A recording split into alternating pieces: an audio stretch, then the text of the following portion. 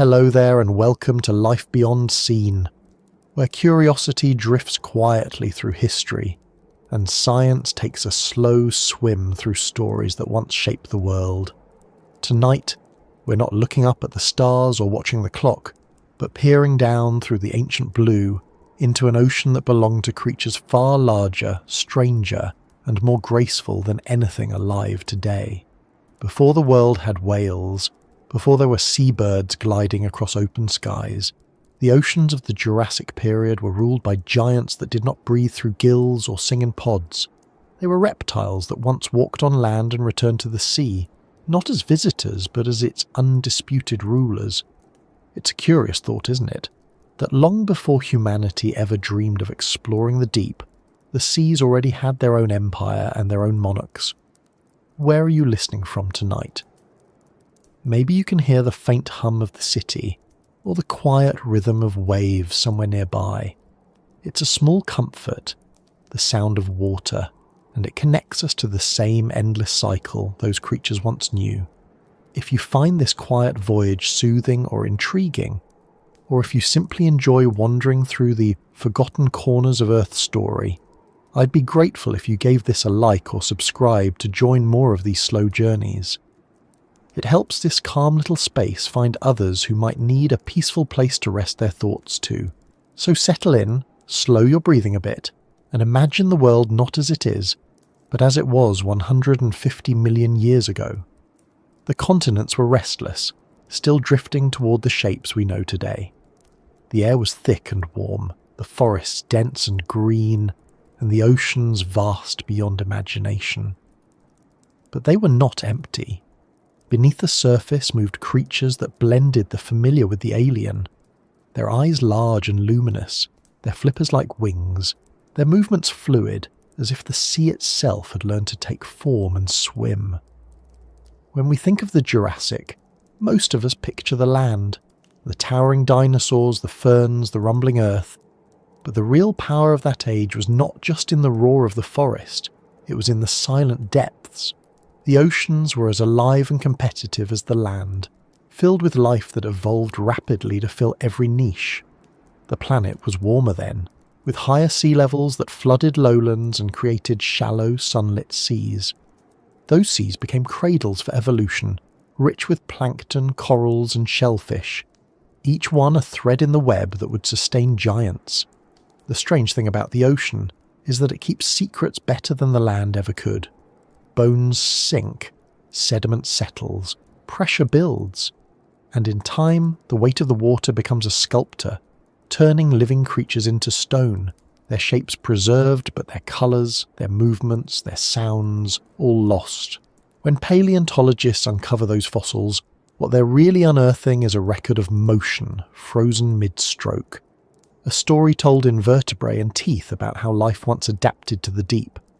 The rulers of those seas were not fish or sharks, but reptiles that had once belonged to the land. Their ancestors crawled out of the water long before, conquered the continents, and then some descendants turned back, as if pulled by the memory of the tide. These returning reptiles were not simple swimmers. Over millions of years they transformed into sleek, fully aquatic beings. They grew streamlined bodies, flippers instead of limbs, and tails designed for speed and grace. Their lungs still demanded air, but they could dive deep and hold their breath long enough to chase prey through the dim light below. At night, the Jurassic seas would have glowed faintly with plankton and the shimmer of countless small fish. Imagine one of those nights, the moon-high, silver light rippling across the surface, and below it, a shadow moves, a vast shape gliding just beneath the glow. It rises, breaks the surface in silence, exhales, and disappears again. That breath belonged to a creature like an ichthyosaur, perhaps 10 meters long, shaped like a dolphin but built from an entirely different lineage. These were the first great swimmers of the Mesozoic oceans, hunters of squid and fish, their enormous eyes adapted to catch light in the deep. To see one alive would have been both familiar and strange, like watching a myth become real. The early ichthyosaurs appeared even before the Jurassic, but by this time they had diversified into dozens of forms. Some were small and quick, darting like swordfish. Others were heavy-bodied and capable of long migrations. Their skin was smooth, their bodies muscular, and some may have given birth to live young at sea, much as whales do today. Fossils found in Germany and England show mothers preserved mid-birth, their tiny offspring halfway into the ancient water, a moment of life frozen forever. It's one of those discoveries that makes deep time feel a little less distant. But they weren't alone out there. Sharing their realm were the plesiosaurs, perhaps the most iconic of the marine reptiles. With long, slender necks, compact bodies, and 4 powerful flippers, they look like nothing that exists today. Their necks were made of dozens of vertebrae, giving them an almost serpent-like flexibility. There's still debate about how they swam, whether they moved their flippers like wings or rode through the water like a turtle. Either way, they were built for silent pursuit, sneaking up on shoals of fish and sweeping them into their jaws with quick sideways strikes. Plesiosaurs inspired countless myths after their discovery. Their fossils gave rise to stories of sea serpents and lake monsters, their outlines strange enough to spark imagination in anyone who found them. But they were real animals, perfectly adapted to their world. Some species were small, only a few meters long. Others stretched over 15 meters, their necks so long that turning sharply might have been difficult. Yet they thrived for millions of years. Their lineage proved that evolution is not bound by human logic. It works with what survives. In contrast, their cousins, the pliosaurs, went in the opposite direction. Short-necked but massive-headed, they were the powerhouses of the Jurassic seas. Their jaws were lined with conical teeth the size of daggers, and their skulls could reach over 2 meters in length.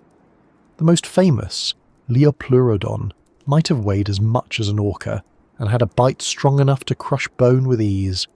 Some reconstructions may exaggerate its size, but even conservative estimates leave no doubt it was an apex predator. It hunted other marine reptiles, its own kin among them, and reigned over the mid-ocean ecosystems with unmatched dominance. What's fascinating is how these creatures filled roles that would later be occupied by mammals. Ichthyosaurs were the fast hunters, plesiosaurs the graceful ambushers, plesiosaurs the brute force predators, and ammonites, the spiral-shelled cephalopods, were like the squid and cuttlefish of their day, populating the seas in staggering numbers. The balance of life in those waters mirrored what we see now, but built from entirely different families, as if evolution were retelling the same story with new characters. The ocean, during the Jurassic, was not uniform. There were shallow lagoons near what is now Europe, deep basins farther out, and coral reefs teeming with small organisms. The continents were arranged in such a way that vast inland seas existed, warm and nutrient-rich. Life thrived where sunlight could reach, and where it couldn't, scavengers cleaned what drifted down. Each layer of the water column was alive, from the tiniest plankton to the giants that ruled from above.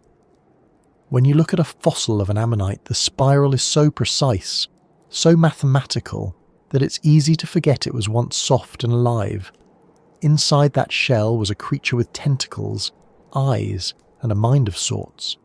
They drifted and hunted, and when they died, their shells fell to the seafloor, piling up over time into vast beds. Those shells became part of limestone cliffs, silent records of the life that once floated there. Sometimes, when light hits a fossilized ammonite just right, you can still see traces of the nacre, a shimmer of iridescence from a world that's been gone for 150 million years. The rhythm of those oceans was steady.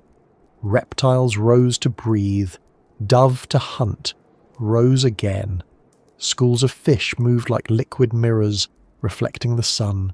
Predators circled, struck, vanished, and somewhere along the coasts volcanic islands erupted, sending ash that would one day preserve entire skeletons in stone. That ash falling into shallow seas created an environment perfect for fossilization. It's because of such moments that we know so much today. The sea gave life to these giants and then kept their stories hidden until humans learned to read the rocks. It's strange to think how complete those worlds once were. Each ecosystem self-contained, every creature evolved for a purpose, every movement part of a greater cycle. The ichthyosaur that chased a fish, the ammonite that drifted too close, the plesiosaur that waited below. It was a chain of life as intricate as any coral reef today. And yet, none of them knew they were part of something that would vanish. To them, the sea was eternal, its rhythms unchanging. In reality, change was always waiting. The earth beneath the water was shifting.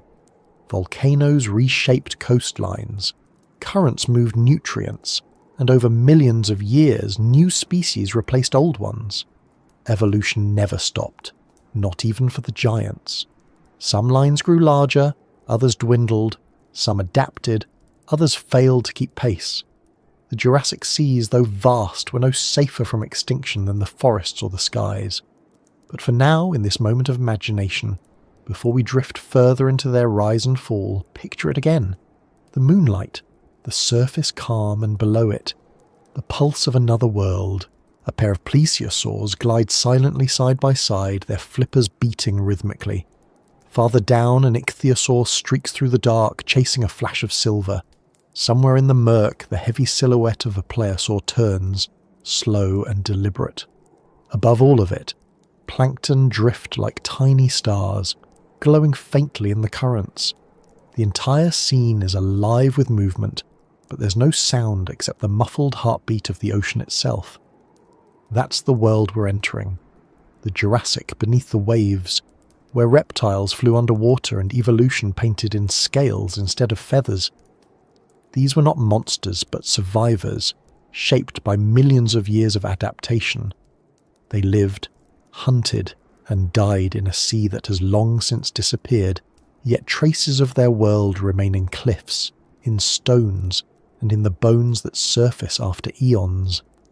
And as we move deeper into their story, into the seas where continents drifted and life reshaped itself, we'll start to see how those ecosystems were built from the ground up, how small organisms fed the large, how chemistry and sunlight worked together to sustain the giants, and how the ocean, ever patient, became the great stage for evolution's boldest experiments. Because beneath those moonlit waves, life was learning not just how to swim, but how to rule an entire world without ever setting foot on land again. When the land grew quiet, the ocean began to breathe. It wasn't sudden or dramatic, no single dawn that marked the start of a new world. It happened slowly, as most great changes do over millions of years. The earth was restless beneath its calm surface, its continents drifting apart like slow-moving rafts on molten rock. The air was thick and heavy with moisture, the sky sometimes hazy with volcanic breath. On land, dinosaurs roamed forests of conifers and ferns, their footsteps soft in the mossy soil. But in the oceans, something else entirely was happening. The sea, warm and vast, was coming alive in ways that would redefine the planet's history. It's difficult to imagine the Earth of the Jurassic period if we start from the world we know now. The map was entirely different. What we call North America and Europe were still partially connected, sharing shallow seas between them. South America, Africa, Antarctica and Australia were still bound together in the great southern continent of Gondwana. The Atlantic Ocean hadn't yet opened. Instead, there were long interior seas, warm and green, cradling islands where life experimented with new forms. The planet's climate was stable, free from the violent ice ages that would come much later. It was, in many ways, a paradise for evolution. The warmth of the Jurassic wasn't just in the air, it soaked into the seas. There were no polar caps then, no vast sheets of ice to chill the currents. The water circulated freely, spreading nutrients and heat across the globe. Coral reefs flourished, stretching along the coastlines like living fortresses. Sea levels were high, flooding lowlands and creating wide, shallow lagoons where sunlight could reach the seafloor. In those sunlit shallows, life blossomed in abundance. tiny, drifting organisms that formed the foundation of everything that followed. If you could stand on the shore of one of those ancient coasts, you wouldn't recognize much. The air would feel thicker, the smell of salt and decay heavier. You might see forests that looked alien, cycads, tall ferns, and conifer trees with cones like intricate sculptures. The sounds would be different too, dominated by the slow rustle of leaves and the distant call of creatures that no longer exist. But the most extraordinary thing would be what moved beneath the surface. The sea was alive with motion, with shapes both elegant and monstrous, gliding through the green light as if the ocean had learned to dream.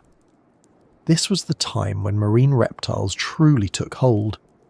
Their ancestors had crawled from the water long before, during the Permian and Triassic periods, and had spent millions of years mastering life on land.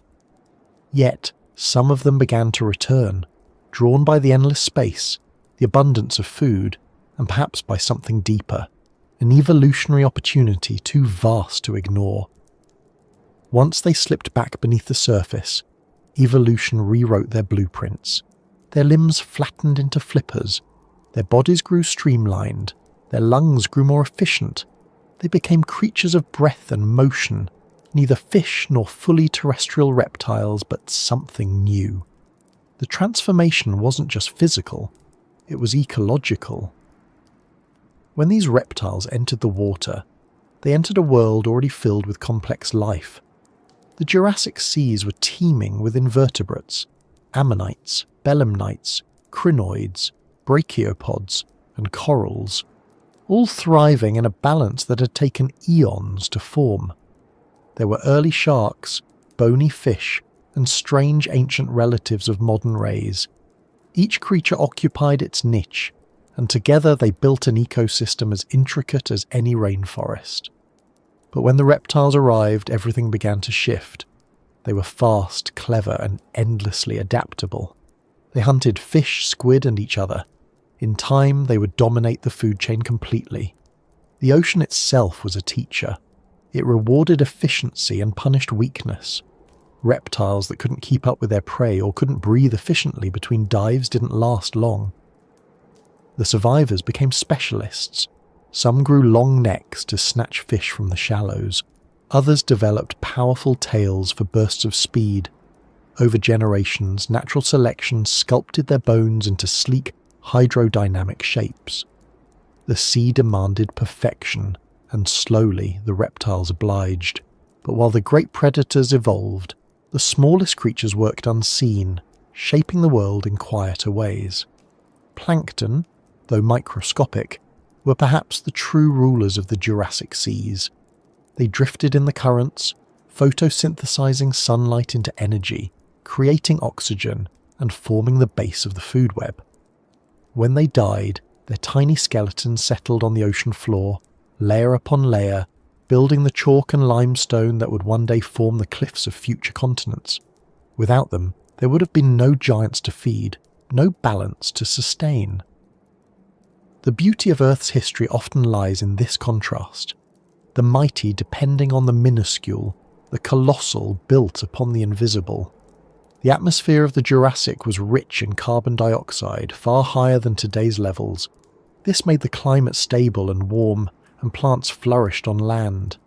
That greenery, in turn, nourished rivers that carried nutrients to the coasts, feeding the marine ecosystems. The planet was, in effect, one vast connected system. What happened in the forests affected the reefs. What grew in the shallows fed the depths. It was a time when Earth's cycles were balanced in a way that allowed life to expand without restraint. Paleontologists often say that the Jurassic oceans were like an enormous laboratory. Evolution was experimenting at full scale, testing forms and strategies that had never existed before. Some of those experiments failed, vanishing without a trace. Others became the ancestors of creatures that would persist for tens of millions of years. Among these successes were the ichthyosaurs, whose fossils reveal a story of constant adaptation. Early forms looked awkward, with long bodies and broad paddle-like limbs. Later ones were sleek and fast, shaped by the same physical laws that govern the bodies of dolphins today. Nature, it seems, rediscovers the same designs when they work. While these predators cruised the open sea, the coasts and reefs were alive with smaller dramas. Schools of fish darted among coral branches, chased by ancient relatives of modern sharks. Crustaceans scuttled across sandy bottoms, leaving trails that fossilized into delicate patterns. Cephalopods, the squid-like ammonites and belemnites, patrolled the midwaters, their tentacles coiled in readiness. They were among the most intelligent invertebrates of their time, capable of complex movement and perhaps even some level of problem-solving. Their spiral shells became icons of the era, turning up in fossils across the world, reminders of how widespread and successful they were. The energy that flowed through these oceans was relentless. Every life depended on another. The death of one creature fed many. When a large reptile died, its body sank to the seafloor, becoming an island of nutrients. Scavengers gathered, fish, crabs, worms, all feeding in the dark. Even after the flesh was gone, microbes continued the work, breaking down what remained until only bone and mineral were left. In the depths, nothing was wasted. The sea, patient and thorough, recycled everything. If the land of the Jurassic was ruled by giants like Brachiosaurus and Stegosaurus, the oceans were no less magnificent. Some of the marine reptiles grew as long as a city bus, with jaws wide enough to swallow smaller prey whole. Others were smaller, darting and agile, using speed rather than strength. The variety was astonishing. Each bay, each coastal shelf, each deep trench had its own population adapted to local conditions. The sea was not one vast uniform world, but a mosaic of environments, each alive with its own communities. The tides, driven by the pull of the moon much as they are now, played their own role. They shaped coastlines, stirred nutrients, and created rhythms that life followed. Many marine reptiles likely bred or gave birth in sheltered bays, where their young could grow in safety before venturing into open waters. Fossil evidence shows groups of similar-aged juveniles found together, suggesting that, even in deep time, social behaviour was not limited to mammals or birds. These creatures may have migrated, communicated, and protected their young in ways more complex than we often assume. The nights would have been breathtaking. With no artificial lights to dull the sky, the stars reflected in the water like twin constellations, one above, one below. Bioluminescent plankton glowed faintly with each movement of the waves. Somewhere in that darkness, an ichthyosaur surfaced, its breath breaking the stillness.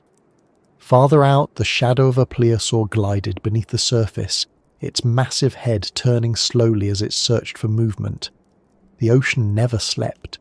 It pulsed and breathed, its rhythms older than mountains. As land animals slept or hunted in forests, the sea continued its quiet transformations.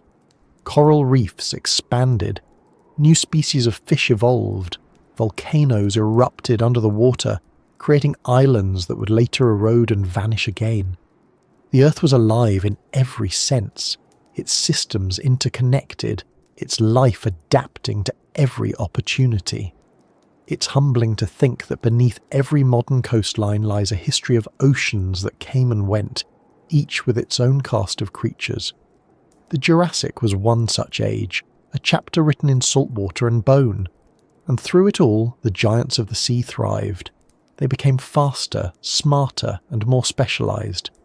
Their presence changed everything around them, the distribution of prey, the behavior of smaller fish, even the evolution of shells and armor among their victims. Predators and prey shaped each other, locked in an endless exchange that kept the ecosystem dynamic. It was an ancient version of what still happens today. The constant dialogue of survival, whispered in waves. If you could drift through that world, weightless in the water, you'd see a place of motion and colour. Shoals of silver fish flashing in unison, ammonites rising and falling like balloons in the current. Long-necked plesiosaurs turning their gaze upward as a shadow passed overhead. The shadow perhaps of a plesiosaur drawn by scent or sound, its eyes fixed on the movement below. The ocean was not a place of peace or cruelty. It was simply alive, indifferent, beautiful in its complexity. The Jurassic seas remind us that evolution doesn't stop when life finds success. Even at its peak, it keeps changing, refining, creating new possibilities. The land may have been home to the most famous dinosaurs, but the oceans were their equal, full of creatures that were every bit as astonishing. And as the land drifted apart, as the continents continued their slow rearrangement, the oceans deepened and widened, giving those giants even more room to grow, to hunt, and to evolve. So when we speak of the Jurassic as the age of dinosaurs, it's worth remembering that much of that age was spent underwater, unseen, where the true empires of life were built in silence. The land slept, but the sea never did. It rolled on, tireless, shaping life, carrying its echoes forward through the ages, waiting for the day when someone, somewhere, would dig into stone and rediscover the breath of the ocean that once ruled the world. And as we move forward into that ocean story, we'll see how its builders, the reefs, the ammonites, the plankton, set the stage for the great reptiles that would follow. Because before any giant could rule the sea itself had to learn how to sustain them. When we imagine the oceans of the Jurassic period, it's easy to picture the enormous predators, the sleek ichthyosaurs, the long-necked plesiosaurs, the colossal pliosaurs with jaws built for crushing bone. They dominate the imagination because they dominate the fossil record, their bones large and dramatic, their teeth curved and menacing. But beneath that grand theatre of predators and prey, there were quieter forces shaping the seas, constructing the very world those giants depended upon. The architects of the deep were not rulers in the way a pliosaur was a ruler. They built rather than hunted, they sustained rather than destroyed. They were small, silent, often unseen. Yet without them, there would have been no oceanic empire at all. To understand them, we have to think of the ocean not as a flat blue expanse, but as a living structure. A world layered from surface to abyss, each tier connected by the constant movement of life and matter. The architects were the engineers of those layers, creatures that took sunlight, minerals and chemistry, and turned them into the foundations of ecosystems that could support giants. They weren't reptiles or fish, or even animals in the way we think of them. They were plankton, corals, algae, mollusks, and the slow but persistent builders of reefs. They were the ocean's lungs, bones and bloodstream all at once. If you could stand on a coastline during the Middle Jurassic, the view would be both alien and familiar. The water would be clear, tropical and rich in life. Shallow seas stretched for hundreds of kilometres, turning entire continental shelves into lagoons. In those shallows, corals grew in massive colonies, each tiny polyp building a limestone skeleton that, over generations, formed reefs rivaling any structure built by land animals. They were living fortresses, brimming with movement, fish darting between coral branches, crustaceans burrowing in crevices, soft-bodied creatures hiding in the shadows. These reefs were the lungs of the Jurassic Ocean, filtering water, cycling nutrients and stabilizing ecosystems. But corals didn't work alone. They were part of a larger partnership between animal and algae, a symbiosis that made life in nutrient-poor tropical waters possible. Inside their tissues lived microscopic algae called zooxanthellae, which photosynthesized sunlight and shared the energy with their coral hosts. In return, the coral provided shelter and access to sunlight. Together they turned light into life, fueling reefs that fed countless creatures.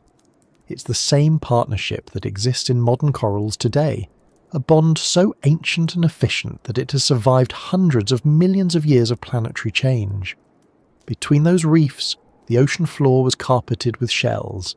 Ammonites, belemnites, bivalves, and gastropods lived and died by the millions. Their shells, when they fell, became sediment, calcium carbonate accumulating over centuries into thick beds that would one day harden into limestone. These shell layers tell stories about the chemistry of the Jurassic Ocean. They show that the seas were saturated with calcium, ideal for shell building. The balance of carbon dioxide in the atmosphere, combined with volcanic activity and warm temperatures, created a world where carbonate rocks formed easily. It was a planet in the middle of one of its most prolific construction projects. Ammonites, perhaps the most famous of these ancient architects, were not merely decorative spirals. They were active participants in marine life. Drifting or swimming in mid-water, they hunted small prey and themselves served as food for larger creatures. Each time one died, its shell sank, and in death it continued to shape the ocean floor. Their abundance was staggering. In some fossil deposits, millions of ammonite shells are packed together, forming layers that stretch across continents. It's hard to imagine that much life, that much death, compressed into stone, but it reminds us that the stability of the Jurassic seas was built on an endless cycle of creation and collapse. Above the reefs and shell beds floated the plankton, the true foundation of everything.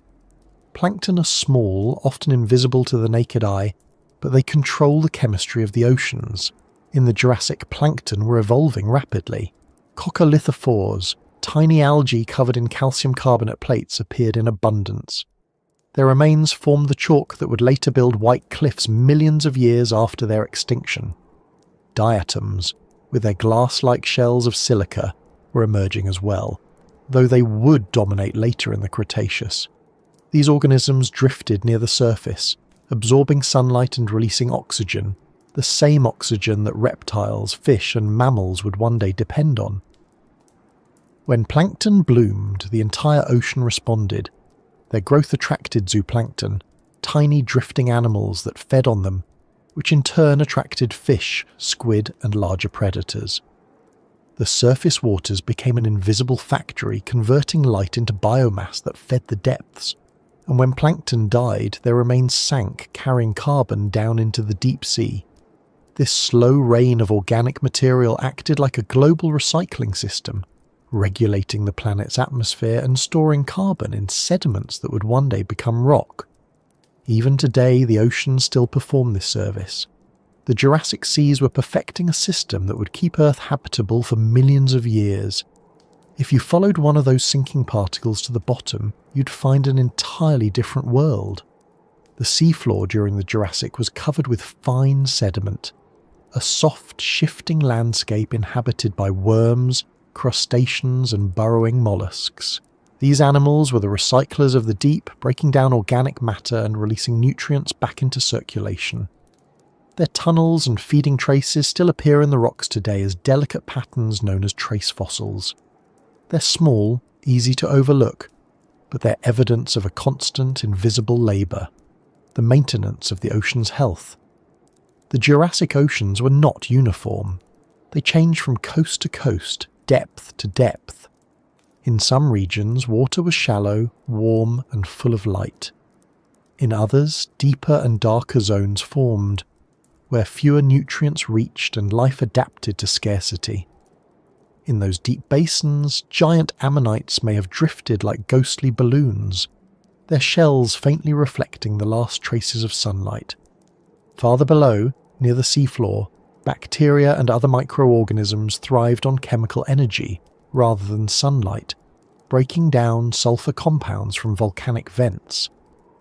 These microbial communities were among the most ancient forms of life, persisting even as new, more complex ecosystems evolved above them.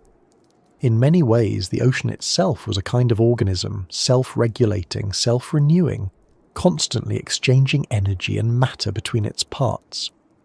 The architects of the deep were not individuals but processes. Coral reefs built habitats, plankton fueled food webs, decomposers cleaned the remains. Every creature, no matter how small, played a part in keeping the vast system stable. Even the great reptiles depended on this balance. Their food, fish, squid and other marine animals, owed their existence to the invisible work of plankton and coral. The ocean's architecture wasn't built in stone, it was alive, moving, and endlessly reassembled. Volcanic activity also shaped the marine environment. Underwater eruptions released minerals into the sea, feeding blooms of life. Iron, sulfur, and phosphorus from these sources acted as fertilizers, promoting growth in regions that might otherwise have been barren. At the same time, tectonic movements raised new seamounts and islands, creating fresh habitats for corals and algae to colonize. The planet was constantly remodeling itself, and life was quick to take advantage. Every geological shift was an opportunity for biological innovation. The relationship between the ocean's builders and its destroyers was delicate. Too much volcanic gas, and the water could turn acidic, dissolving shells and suffocating reefs. Too much heat and oxygen levels dropped, driving some species to extinction.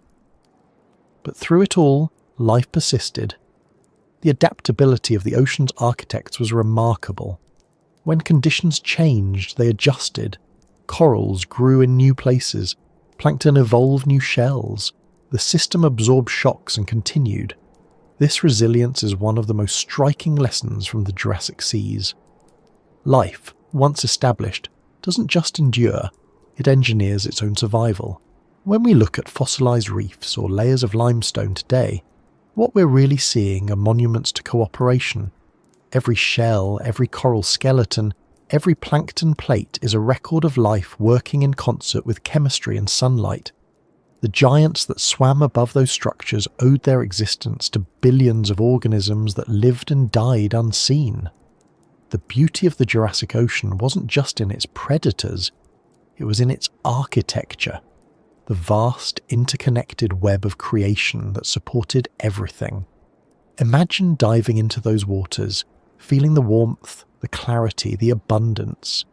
You'd pass through layers of plankton clouds, see shoals of fish moving like shifting silver walls, and beneath them, reefs that stretched for kilometers. You might catch glimpses of ammonites spiraling upward, their shells glinting faintly. You might see plesiosaurs cruising overhead, their shadows falling across coral towers. It was a living cathedral, built not by hands, but by the persistent labour of time and biology. The ocean has always been a builder. Even now, long after the Jurassic ended, the processes it perfected continue. Coral reefs still grow, plankton still bloom, sediment still settles into layers that will one day become stone. The architects of the deep never stopped working. They simply changed their tools and forms. The same invisible machinery that sustained the ichthyosaurs now sustains whales. The cycle of creation continues, unbroken. As the Jurassic progressed, the balance of this architecture began to tilt again. New species evolved. The climate shifted subtly. The oceans grew deeper in places, the continents drifted farther apart, and currents changed their paths.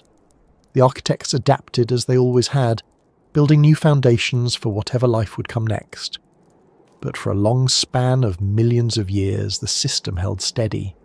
The reefs thrived, the plankton pulsed, the sediments built layer upon layer. It was a golden age of equilibrium, a world sustained by its smallest citizens, and within that framework the stage was set for the next rise in the story of life.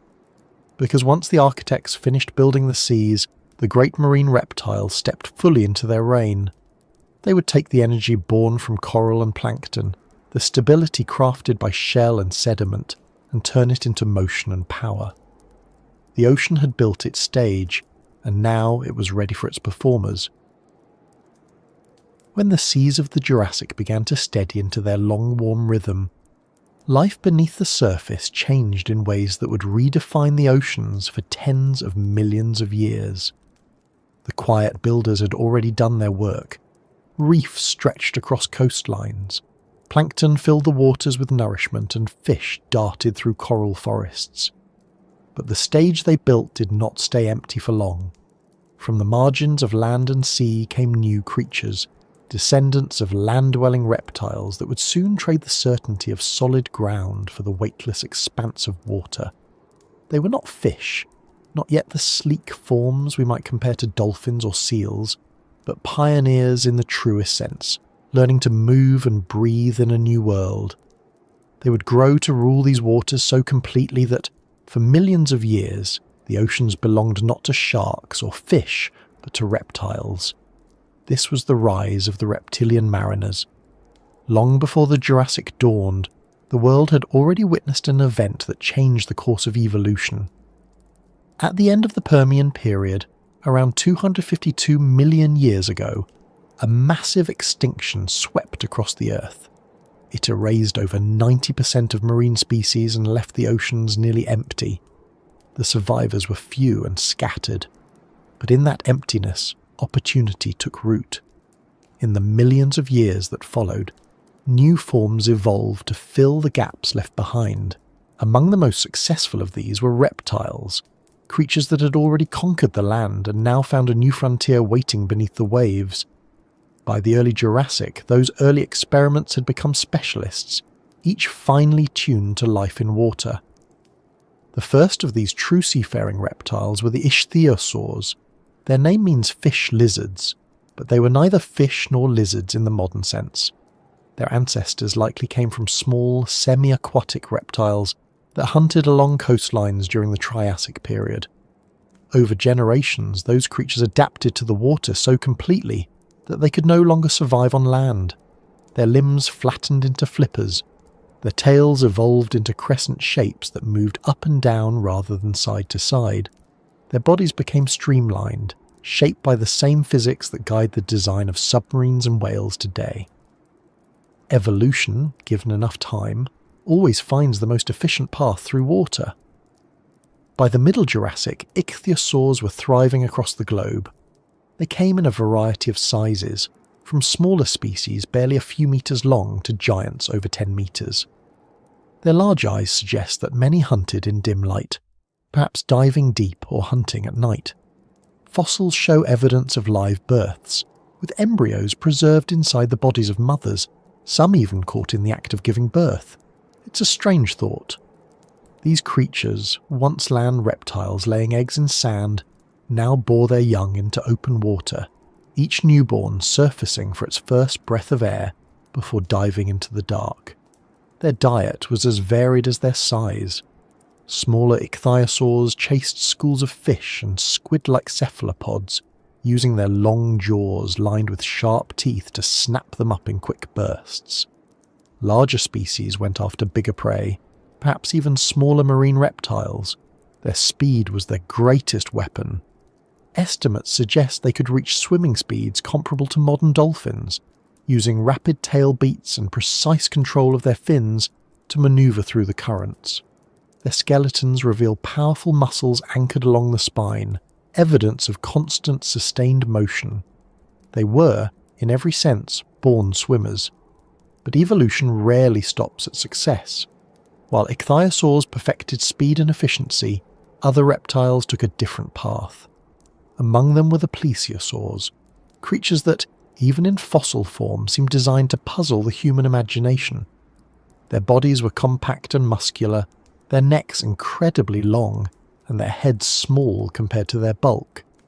No modern animal moves quite like them, which makes it difficult to picture exactly how they swam. For a long time, scientists imagined them gliding like sea serpents, weaving their necks through the water in pursuit of prey. Later studies suggest something different, that they propelled themselves with 4 powerful flippers, moving in a pattern more like an underwater bird, their long necks used for stealth and balance rather than whipping strikes. Whatever the details, plesiosaurs were abundant and successful. They ruled the coastal seas and the open waters alike, feeding on fish and cephalopods, sometimes hunting in groups. Their fossils are found almost everywhere, from Europe to South America to Antarctica, evidence of their wide range. Some species were small, barely 3 meters long, while others grew to over 15 meters. Their teeth were conical and interlocking, perfect for gripping slippery prey. And despite their odd proportions, they were remarkably agile. The combination of strength and grace made them some of the most efficient marine predators of their time. Their cousins, the pliosaurs, took a different evolutionary route. Where the plesiosaurs grew long-necked and balanced, pliosaurs became short-necked and heavy-headed. Their skulls were massive, their jaws lined with teeth as thick as a man's wrist. They were built for power, not elegance. Species like Leopleurodon and Kronosaurus reached lengths of 10 meters or more, with skulls accounting for nearly a quarter of their body. These creatures were the apex predators of the mid to late Jurassic seas. They likely hunted anything smaller than themselves: fish, squid, other marine reptiles, perhaps even young of their own kind. Fossil bite marks on bones tell stories of violent encounters, of dominance fights or predation. The pliosaurs were the ocean's thunder, heavy and decisive, where the ichthyosaurs were lightning. The success of these reptiles wasn't only about strength or speed, it was about adaptation. Unlike fish, which extract oxygen through gills, these animals had to surface to breathe air. That meant they needed efficient lungs, powerful hearts, and metabolisms that could sustain long dives. Their nostrils sat high on their heads, allowing them to breathe without exposing much of their bodies. Some species may have been warm-blooded, their metabolisms elevated enough to maintain body temperature in cooler waters. Evidence from bone structures suggests high growth rates and constant activity, traits that fit well with a warm-blooded physiology. If true, it would mean they shared more in common with birds and mammals than with the cold-blooded reptiles we often imagine. Their senses were equally impressive. Ichthyosaurs had enormous eyes, larger than any land animal of their time, protected by bony rings to withstand deep water pressure. These eyes gave them exceptional vision, especially in low light. Plesiosaurs and pliosaurs had forward-facing eyes that may have provided depth perception for hunting. Their inner ear structure suggests they could detect subtle vibrations, useful for locating prey or sensing danger. In every way, evolution was refining these creatures to become perfect citizens of the sea. But the rise of the reptilian mariners was not without cost. The competition for resources was intense. With so many large predators sharing the same ecosystems, every advantage mattered. Some ichthyosaurs became specialists, hunting small fish in coastal shallows. Others evolved to pursue prey in the open ocean. The plesiosaurs diversified into several lineages, each adapted to slightly different environments. Pliosaurs grew larger and more dominant, pushing smaller species into new niches. It was an evolutionary arms race, one that drove constant change and innovation. The ocean's balance depended on more than predators, though. The reptilian mariners were part of a larger web. When they hunted, they influenced populations of fish and cephalopods. When they died, their carcasses sank and nourished the depths, even their waste-fed plankton blooms that rippled through the ecosystem. They were not separate from the ocean, they were extensions of its processes. In their movements, the sea found new rhythms. There is evidence that some species of marine reptiles may have migrated long distances, following currents and breeding grounds much like whales do today. Fossil records show populations separated by entire ocean basins, yet closely related genetically, suggesting regular travel across open waters. They likely followed seasonal cycles, moving toward warmer regions to give birth and returning to cooler waters to hunt. The Jurassic Ocean was a highway, and these creatures were its travellers, driven by instinct and the eternal search for food and safety. When we picture them, it's tempting to think only of the giants, the predators that dominated the food chain. But there were smaller forms too, the early relatives that filled gaps in the ecosystem. Some were semi-aquatic, living along coastlines and estuaries, hunting fish in shallow water but still able to crawl onto land. Others were true deep-sea dwellers, adapted for cold and pressure. Each played its role in the slow but steady conquest of the sea. The relationship between land and ocean during this time was fluid. The coastlines were shifting as continents drifted apart. Flooding from rising sea levels created new habitats, wide, shallow seas that became breeding grounds for marine life. Rivers carried nutrients from the land, feeding coastal plankton blooms that in turn sustained fish populations. The reptilian mariners thrived because the world itself was generous. It offered warmth, food, and vast unclaimed spaces. To imagine one of these creatures alive is to picture motion without effort. An ichthyosaur slicing through water, sunlight flickering across its back, a plesiosaur rising toward the surface, its neck coiling gently as it turns, a pliosaur lurking below, waiting for the moment to strike, each movement purposeful, honed by generations of adaptation. The ocean was their kingdom, and they ruled it not through violence alone but through mastery of environment. Fossil evidence from the Oxford Clay Formation in England, the Holzmaden deposits in Germany, and many other sites across the world show entire ecosystems preserved in stunning detail. Skeletons of ichthyosaurs and plesiosaurs are found alongside ammonites, fish, and even fossilized stomach contents. These fossils tell us what they ate, how they lived, and sometimes even how they died. Some show healed injuries, suggesting that they could recover from serious wounds. Others show bite marks that match the teeth of other marine reptiles, frozen moments of predation and survival. The rock layers that hold them are like pages of an ancient record, each one written in mud and calcium carbonate. The rise of these reptiles also changed the course of marine evolution. Their presence pressured prey species to adapt. Fish evolved faster swimming speeds and better camouflage. Ammonites developed stronger shells and more complex patterns. Even the smallest creatures adjusted, each responding to the presence of predators above. The ecosystem became more dynamic, more specialized, more alive. By the later Jurassic, the oceans had reached a kind of equilibrium. The ichthyosaurs ruled the open seas, plesiosaurs patrolled the midwaters, and plesiosaurs claimed the top of the food chain. Sharks and other fish existed alongside them but no longer dominated as they once had. The balance was stable, but like all balances in nature, it was temporary. Change was always waiting. Still, for millions of years, this was their world. They hunted by day and by night, birthed their young into open water, and traversed oceans that knew no boundaries. Their rise was complete, not as an accident of evolution, but as a masterpiece of adaptation.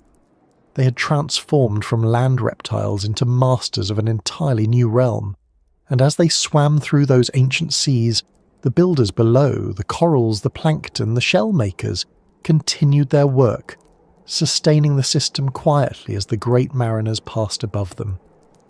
The story of life in the Jurassic Ocean is not just one of dominance but of balance.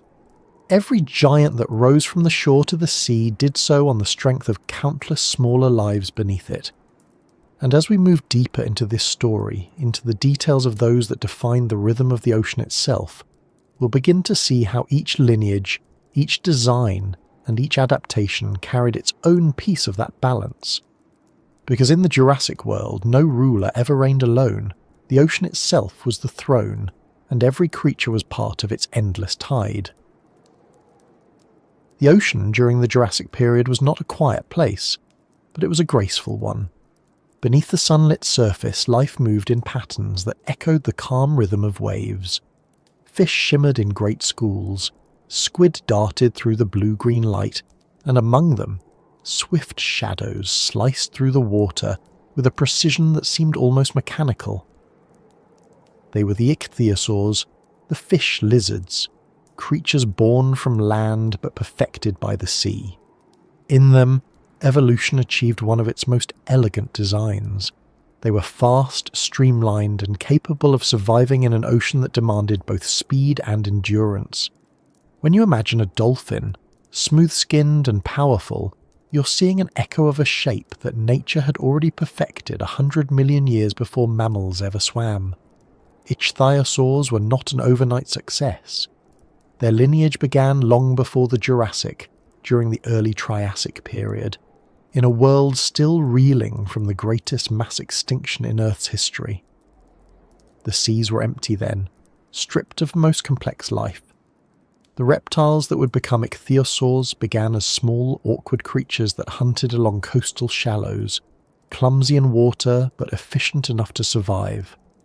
Over generations, their descendants pushed farther from shore, spending more time submerged, chasing prey that fled into deeper waters. Evolution favoured those that could swim longer, faster, more smoothly.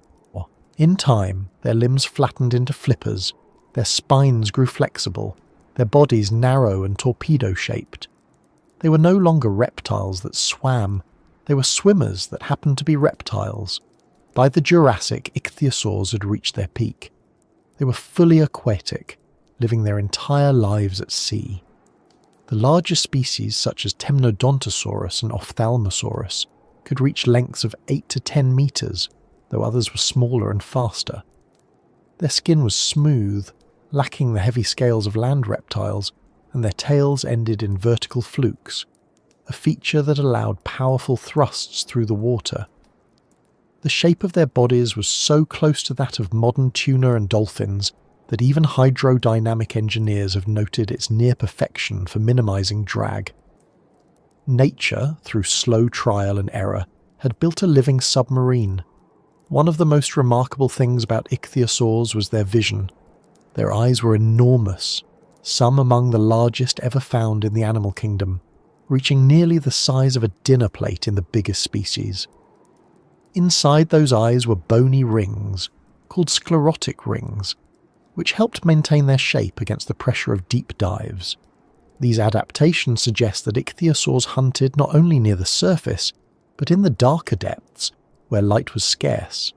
They could track movement in low visibility, sensing the faint gleam of scales or the subtle flicker of a squid's tentacle. In the vast open water, sight was survival. Their hunting style was built on speed. With a body optimized for propulsion, they could accelerate quickly and maneuver sharply. Their diet consisted mainly of fish, cephalopods like belemnites, and smaller marine reptiles. Fossilized stomach contents show tightly packed remains of these creatures, often in different stages of digestion. Some ichthyosaurs even show evidence of specialized diets, with tooth shapes varying by species, some narrow and pointed for gripping slippery prey, others more robust for crushing shells. Every detail of their anatomy speaks to precision. They were not opportunistic feeders. They were specialists honed by millions of years of ocean life. What makes them even more fascinating is how they lived, not just how they hunted. Unlike sea turtles or crocodiles, ichthyosaurs could not come ashore to lay eggs. Their bodies were too adapted to water, their limbs incapable of supporting them on land. Instead, they gave birth to live young, a trait more commonly seen in mammals. Fossils from Germany and England have preserved moments of this process in haunting detail. Females with tiny, perfectly formed offspring still inside the body cavity, some even half emerge from the birth canal. These fossils tell us that ichthyosaurs, like whales, birthed their young tail first to prevent drowning during delivery. The sea was their cradle and their grave. Their social behaviour is harder to reconstruct, but there are clues. Groups of ichthyosaur fossils found together suggest that they may have travelled in pods, much like modern dolphins or whales. Living in groups would have offered advantages: cooperative hunting, protection from predators, and perhaps even complex communication. While we can't know what sounds they made, their anatomy hints at the possibility of vocalization. Air cavities within their skulls could have amplified sound, and their large inner ears suggest sensitivity to underwater vibrations. In a vast and often dark ocean, sound may have been as important as sight. Breathing was another crucial part of their existence. Like all air-breathing reptiles, they needed to surface regularly. Their nostrils were positioned high on the snout, allowing them to take quick breaths without fully emerging. They likely spent short moments at the surface before diving again, using each breath efficiently. Their lungs were large and capable of holding air under pressure, and their metabolism was high enough to sustain constant motion. Some scientists believe ichthyosaurs were warm-blooded, able to maintain stable body temperatures even in colder waters. This would have given them a wider range, allowing them to migrate across different climates and follow seasonal changes in prey. If you could watch one from above, you'd see a creature in constant motion. It would surface with a quiet exhale, a faint spray of mist against the morning light, then dive in a graceful arc. Its movements would be rhythmic and efficient, its flippers steering with tiny adjustments, its tail driving it forward.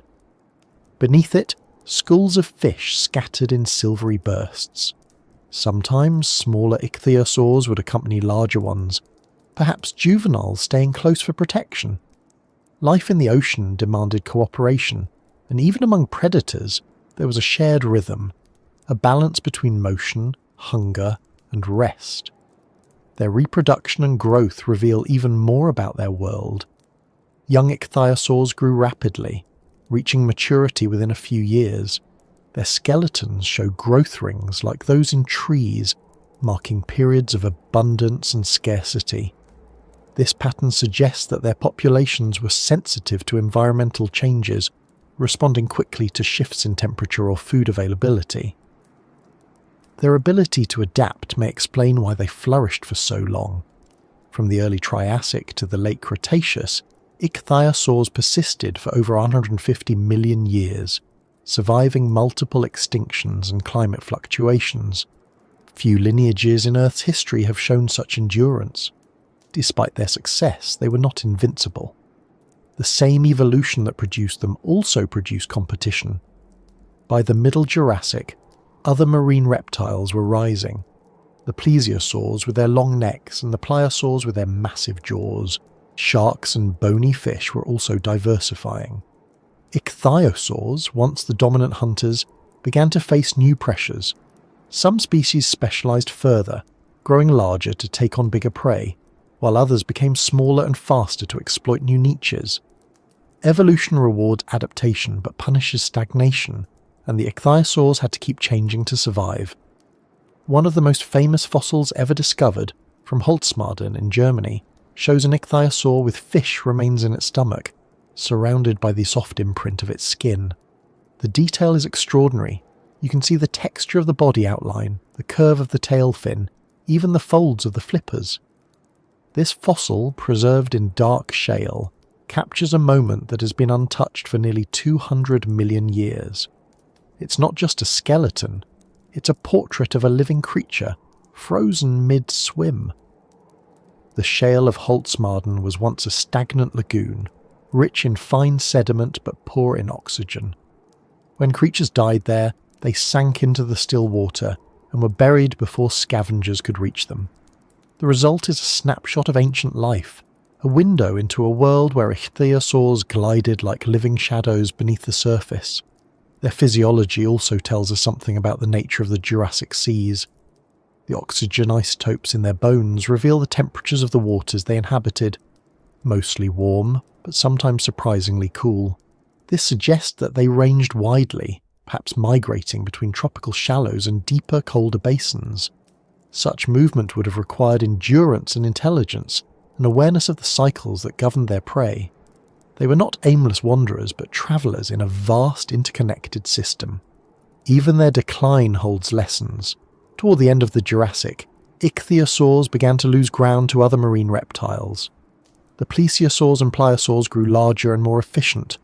New species of fish appeared, better adapted to escaping swift predators. The ocean's balance shifted again. By the mid-Cretaceous, the ichthyosaurs were fewer, confined to smaller ranges.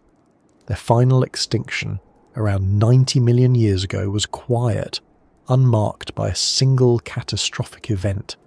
They simply faded as conditions changed. The seas cooled, new predators emerged, and the evolutionary path that had carried them so far finally reached its end. But their legacy didn't vanish. The principles that shape their bodies, the streamlined form, the deep-diving eyes, the live births, would appear again in different creatures. Evolution reuses its best ideas. When whales evolved tens of millions of years later, they followed a similar path. Land mammals returning to the sea, reshaping their limbs into flippers, their spines into flexible wave-driving engines. The resemblance is not coincidence, but convergence. Both ichthyosaurs and whales solved the same problem: how to move efficiently through water while breathing air, and found the same answer. If you imagine standing on a rocky Jurassic shoreline, the world around you humming with heat and salt, you might see the surface of the ocean break in a quiet plume of spray. A sleek shape arcs upward, glistening for an instant before slipping back beneath the waves. Then another follows, and another, until the water ripples with motion. For a moment it looks almost modern, as though dolphins were passing by. But these are the swift shadows of another age, creatures whose time has long ended, but whose form remains in everything that still moves through the sea today. And as we continue to follow the story of the ocean's rulers, the ichthyosaurs give way to others, the elegant hunters with long necks and patient movements, the ones that glided rather than sprinted, that waited for prey rather than chased it. Because in the grand balance of the Jurassic seas, speed was only one path to mastery. The next belonged to grace. The surface of the Jurassic Sea shimmered with the soft light of a sun filtered through layers of plankton and drifting clouds. From above, everything looked calm, endless, even still. But beneath that calm was a world of motion. Fish moving in tight formations, cephalopods spiralling in bursts of ink, and slow, deliberate shadows gliding through the water with a rhythm that seemed almost meditative. These were the plesiosaurs, the serpents of elegance, the long-necked rulers of the Jurassic oceans. They did not chase their prey with blinding speed like ichthyosaurs, nor did they crush bones with brute force like the pliosaurs that shared their lineage. Instead, they swam with the precision of dancers, their four flippers moving in perfect coordination, carving paths through the water with calm, tireless strength. They were unlike any creature before them, and unlike anything since. Plesiosaurs were a design that seemed to defy logic, a combination of features that appeared contradictory at first glance. Their bodies were short and wide, built for buoyancy rather than speed. Their necks, however, were astonishingly long, some stretching to 7 or 8 meters in length, composed of more than 70 vertebrae. Their heads were small, their jaws slender, and armed with rows of interlocking teeth. To see one alive would have been to witness a body both powerful and delicate, a shape that balanced grace with control. No modern animal swims the way a plesiosaur did. Evolution had invented something unique, and for millions of years it worked perfectly. Their story began in the early Jurassic, rising from the same evolutionary wave that produced the pliosaurs and other marine reptiles. Both groups shared a common ancestor, an ancient reptile that had once moved between land and sea, experimenting with aquatic life. From that ancestor, evolution split its designs into 2 directions, one toward power, the other toward precision. The pliosaurs became the powerhouses of the ocean, their necks shortening, their heads growing massive, their jaws armed for ambush. The plesiosaurs went the opposite way. Their necks lengthened, their bodies became more stable, and their flippers evolved into instruments of near-perfect balance. The way they swam has long puzzled scientists.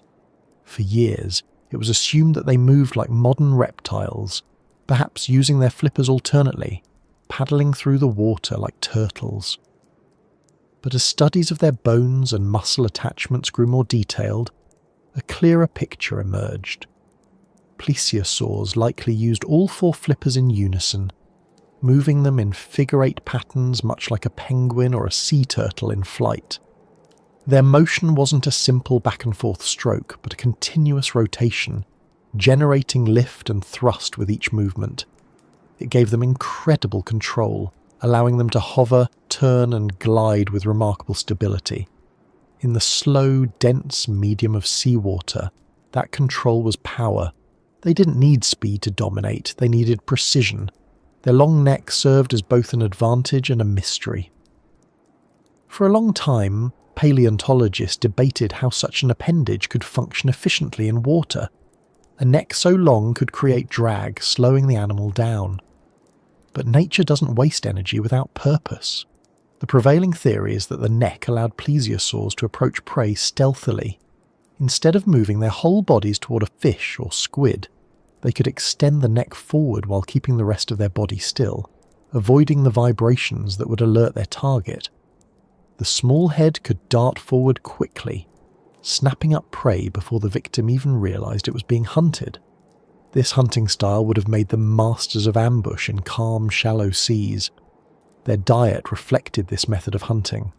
Stomach contents preserved in fossils reveal small fish, belemnites, and sometimes crustaceans, prey small enough to be swallowed whole. Their jaws were designed more for gripping than crushing, lined with needle-like teeth that meshed like a zipper. Some species had slightly broader teeth, suggesting a more varied diet, perhaps including soft-bodied creatures or scavenged remains. The plesiosaurs didn't need to overpower their prey. They only needed to be patient, silent, and precise. Their world was one of light and shadow, of coral reefs and open lagoons. The Jurassic seas were warm, often shallow and filled with life. Schools of fish moved like living mirrors, reflecting the sun's rays in dazzling patterns. Ammonites drifted by, their shells glinting faintly in the filtered light. Plesiosaurs moved through this environment like ghosts, their flippers propelling them effortlessly as they scanned for motion. Sometimes they surfaced to breathe, the tip of their snout breaking the calm water before slipping back below. They were air breathers after all, descendants of land reptiles, their lungs efficient enough to sustain long dives but still tied to the rhythm of the surface. The structure of their bones tells us that they were neutrally buoyant, able to float easily without sinking or rising uncontrollably. This balance gave them the ability to hover motionless in mid-water, waiting for prey. It also made them remarkably maneuverable. Fossils show variations in flipper size and shape between species, suggesting specialization for different environments, some built for slow cruising, others for quicker bursts of speed. Their flexibility came not from rapid acceleration but from control, an ability to twist, turn and adjust direction with minimal effort. Their senses must have been finely tuned. With eyes positioned toward the sides of the head, they could scan a wide field of vision. Their inner ears suggest a good sense of balance and orientation, crucial for maintaining stability in three-dimensional movement. They may have relied on sight as their primary sense, detecting even slight movements in the water. In shallower regions where light penetrated easily, they would have been visual hunters, striking at flickers of motion with swift precision. Reproduction among plesiosaurs, like their ichthyosaur cousins, was fully aquatic. Fossils have revealed that they gave birth to live young rather than laying eggs. One extraordinary fossil, discovered in Kansas, shows a large female plesiosaur with a single, well-developed embryo inside her body cavity. This discovery suggests that they may have given birth to one or very few offspring at a time, investing more parental care in each one. That pattern of reproduction is rare among reptiles but common among mammals. It implies that plesiosaurs may have had slower life cycles and longer gestation periods, producing fewer young but ensuring their survival through parental protection. Their distribution across the globe speaks to their adaptability. Plesiosaur fossils have been found on every continent, including Antarctica, showing that they thrived in both tropical and temperate seas. Their range extended from the shallow coastal lagoons of Europe to the deeper basins of the Pacific. Some species were small and delicate, others massive and imposing, but all shared the same essential design, a balance between strength and elegance that made them successful for over 100 million years. They were not, however, without competition. The pliosaurs, their close relatives, hunted many of the same prey but used entirely different strategies. Where the plesiosaurs relied on subtlety, pliosaurs relied on speed and power. A plesiosaur's long neck was a tool for stealth. A pliosaur's short neck and giant head were built for killing. In regions where both lived, their ecological roles were distinct but overlapping. The ocean was vast enough to support both, but the boundaries between their territories must have been contested. The fossil record occasionally reveals evidence of encounters between them. Plesiosaur bones with bite marks too large to be from fish, suggesting that even elegance could fall to brute force. Still, their design endured. Throughout the Jurassic, plesiosaurs diversified into dozens of species. Some, like Cryptoclydus, had moderate necks and lived in coastal waters. Others, like Elasmosaurus, would later extend their necks to extraordinary lengths in the Cretaceous. Each new adaptation was a response to environment, prey, and the constant demands of survival. The balance between flexibility and stability, between grace and strength, was endlessly refined. Their role in the ecosystem was vital. By preying on small fish and cephalopods, plesiosaurs helped regulate populations and maintain equilibrium. Their presence influenced the behavior of other species, shaping the patterns of life around them. When they died, their massive bodies sank to the seafloor, becoming sources of nutrients for scavengers and microorganisms. Even in death, they sustained the system that had sustained them. To imagine their world is to imagine motion without haste. Picture a lagoon edged with coral, sunlight breaking into shifting gold beneath the waves. A plesiosaur drifts through the water, its long neck weaving gently as it scans the reef. It sees a flash, a fish, small but quick, and in a heartbeat, its head darts forward, jaws snapping shut. Bubbles rise as it swallows, then stillness returns. The flippers move again, slow and steady, and the creature glides away as if the moment never happened. It's easy to see why plesiosaurs have become icons of mystery in the human imagination. Their shape, so unlike anything alive today, invites comparison to myths and legends. When fossils of long-necked plesiosaurs were first discovered in the 19th century, they fueled stories of sea serpents and monsters lurking in deep lakes. Even the legend of the Loch Ness Monster draws in part from the silhouette of a plesiosaur. Though science has since replaced myth with evidence, the image remains, an elegant creature moving through dark water, unseen but eternal. Their eventual decline came gradually. As the Cretaceous period began, the oceans continued to change. New predators evolved, including mosasaurs, massive snake-like reptiles with greater speed and power. The plesiosaurs held on for millions of years, adapting as they always had, but eventually their slow, deliberate design could not compete with the newer forms. Yet they did not vanish in tragedy. They faded in balance, having ruled the seas for longer than almost any group of marine reptiles.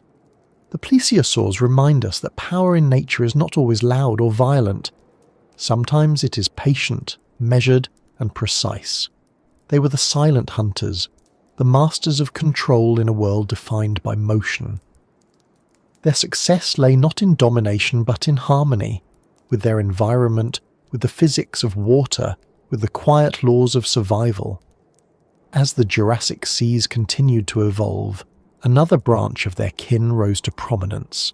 The pliosaurs, shorter but stronger, creatures built for confrontation rather than stealth. Where the plesiosaurs embodied grace, the pliosaurs embodied ferocity. Together they ruled the ocean in perfect contrast. Two designs born from the same lineage, each mastering a different form of power. And as we follow that transformation, the serenity of the plesiosaurs begins to give way to something far more formidable. The titans of the abyss, whose reign would mark the height of the ocean's might. The calm seas of the Jurassic were deceptive. Beneath their bright surface, beyond the coral gardens and drifting schools of ammonites, deeper in the open waters where light began to fade and the pressure pressed harder against every living thing, there moved creatures of enormous strength and terrifying precision. They were the pliosaurs, the short-necked cousins of the plesiosaurs, the apex predators of their time, and some of the most formidable hunters the oceans have ever known. If the plesiosaurs were the serpents of elegance, all poise and patience, then the pliosaurs were the titans of the abyss, built for power, acceleration, and dominance in a world where size and speed meant survival. Their rise began quietly. the result of evolutionary divergence from the same ancestral stock that gave rise to the plesiosaurs.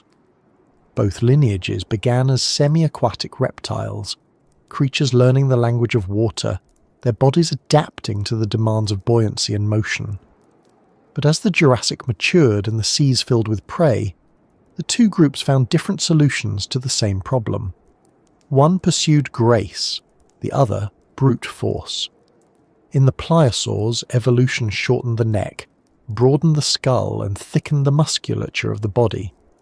Their flippers grew large and robust, designed for rapid acceleration and powerful strokes. Every detail of their anatomy pointed toward a single purpose: mastery through strength. A fully grown pliosaur was a creature of awe. Some species, like Leopleurodon ferox, reached lengths estimated between 6 and 10 meters, though earlier claims of 25 meters were exaggerations born of incomplete fossils. Even at conservative sizes, they were massive, comparable in length to modern killer whales, but with broader torsos and heavier heads. Their skulls alone could measure 2 meters from snout to jaw hinge, lined with thick conical teeth that interlocked like spears. Those jaws were among the strongest ever evolved, capable of crushing bone and tearing through flesh with ease. Calculations based on fossil structure suggest bite forces exceeding those of great white sharks or crocodiles.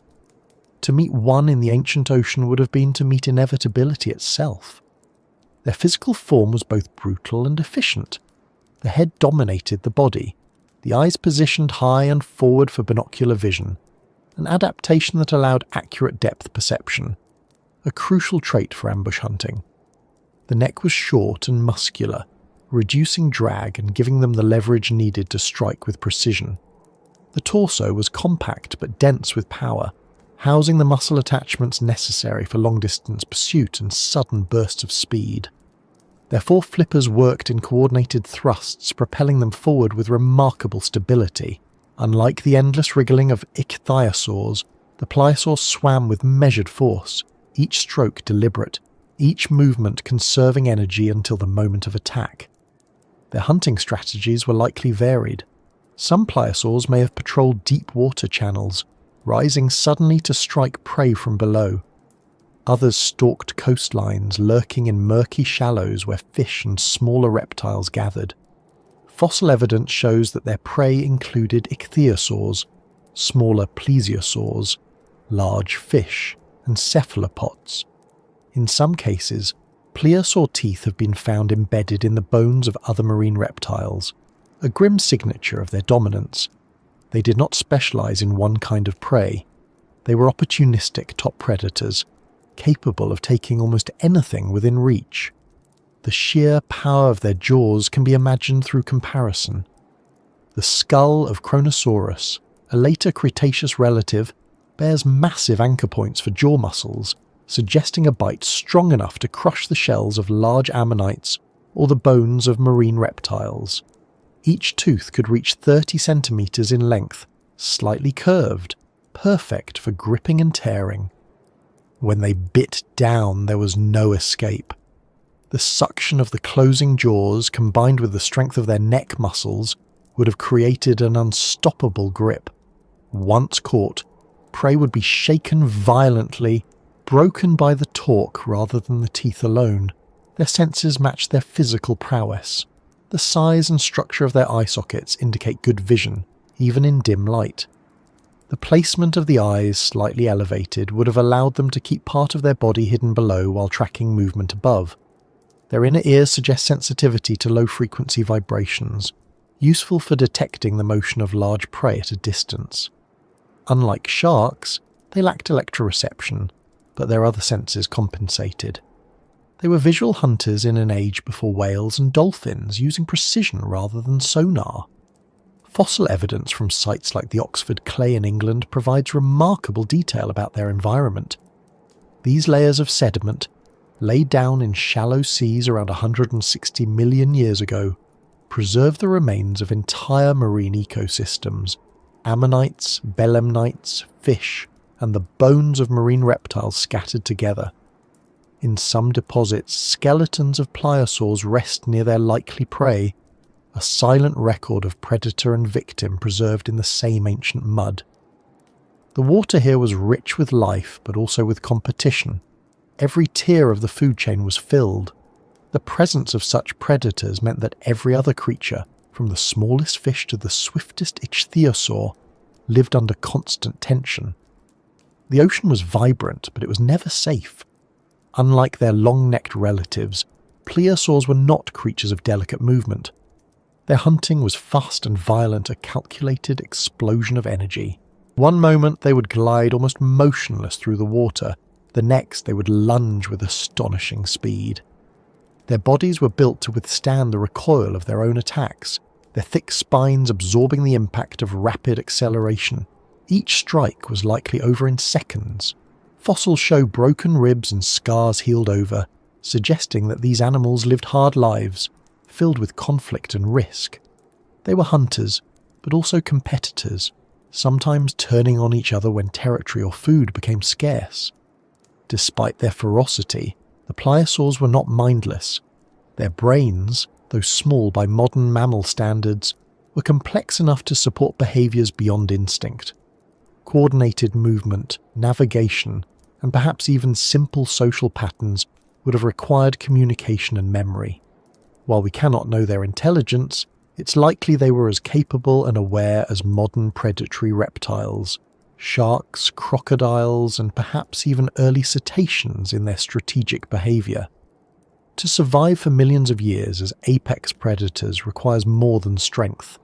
It requires adaptability, decision-making, and the ability to read an environment in constant flux. Their reproduction, like that of other marine reptiles, was viviparous. They gave birth to live young. No fossilized eggs have been found, and their anatomy would not have supported a return to land for nesting. Instead, mothers likely gave birth in shallow protected waters, where their young could grow before venturing into the open sea. Juveniles were probably vulnerable, preyed upon by other marine reptiles or even by their own kind. Only a fraction would survive to adulthood, but those that did would grow quickly, reaching massive size within a decade. Their growth rates, inferred from bone rings, were rapid compared to most reptiles, more in line with large marine mammals. The pliosaurs' dominance shaped the entire oceanic ecosystem. They kept populations of other predators in check, balancing the number of ichthyosaurs and plesiosaurs. Their presence forced prey species to evolve faster swimming abilities and better camouflage. Even the ammonites may have developed stronger shells as defense against such powerful jaws. Every ecosystem needs its regulators, and the pliosaurs filled that role through predation. They were the invisible architects of balance through fear and pressure. Their world was not static. Ocean currents shifted, continents continued to drift, and climates warmed and cooled in subtle cycles. Pliosaurs adapted through these changes, evolving into new species with every era. The early forms of the Jurassic were smaller and more agile, while later species grew heavier, adapted for larger prey. By the late Jurassic, they had spread across the globe, their fossils found in Europe, South America, and Australia. Each region produced its own variations, shaped by local conditions, different prey, different depths, different temperatures. They were a cosmopolitan lineage, dominating every ocean they reached. To imagine one alive is to imagine power contained within elegance. Picture a body as long as a bus, moving with the smooth rhythm of a shark but the weight of a crocodile. Its flippers cut through the water in perfect symmetry, barely disturbing the surface. The light fades as it descends, shadows thickening around it. Then, a flicker ahead, a shape moving too quickly to identify. The pliosaur adjusts its course, a slow turn powered by immense control. It closes the distance silently. The prey senses something, darts upward, but it's already too late. The pliosaur lunges, its jaws opening wide enough to swallow a smaller creature whole. The water churns for a moment, then stills again. The predator glides forward, victorious and calm. There is no malice in such an act, only function. In the ancient ocean, every movement was a negotiation between hunger and survival. The pliosaurs thrived not because they were cruel, but because they fit the demands of their world perfectly. Their reign lasted tens of millions of years, a span longer than the existence of modern humanity by far. Yet even the titans of the abyss were not eternal. As the Jurassic gave way to the Cretaceous, new pressures began to shape the seas. The smaller, faster fish that evolved in later epochs could evade large predators more easily. Other marine reptiles, like the emerging mosasaurs, began to fill similar ecological roles but with greater agility. Environmental changes gradually reduced the dominance of the pliosaurs. Some persisted into the early Cretaceous, their lineages dwindling slowly rather than collapsing suddenly. Eventually they vanished, leaving only bones embedded in limestone and the imprint of their power in the structure of marine ecosystems that came after. Their disappearance did not erase their influence. Every great predator that came later carried echoes of their design. The concept of the short, muscular hunter with forward-facing eyes, the reliance on bursts of speed and precision strikes, these reappeared in later eras in sharks, whales, and even large predatory fish. The blueprint of predation they embodied remains one of nature's enduring patterns. If the ichthyosaurs represented the ocean's grace and the plesiosaurs its poise, then the pliosaurs represented its raw authority. They were the enforcers of the deep, the culmination of evolution's push toward perfect efficiency in killing. Yet even they were part of a larger story, one written not only by predators, but by the delicate balance of those who lived beneath and around them. The small creatures that built the food webs, the shell makers and drifters that fed the ocean's heart. And as we move forward through this story of the Jurassic seas, the focus shifts once more, from the power of muscle and bone to the quiet persistence of the smaller lives that shaped the environment itself. Because beneath the giants, even the titans, the ocean's rhythm continued, steady, intricate and eternal, carried on the backs of shells that spiraled in perfect geometry through the drifting light of time. Beneath the great hunters and the swift mariners, below the reach of sunlight that shimmered across the surface, there was another kingdom, a quieter, older, and far more numerous one.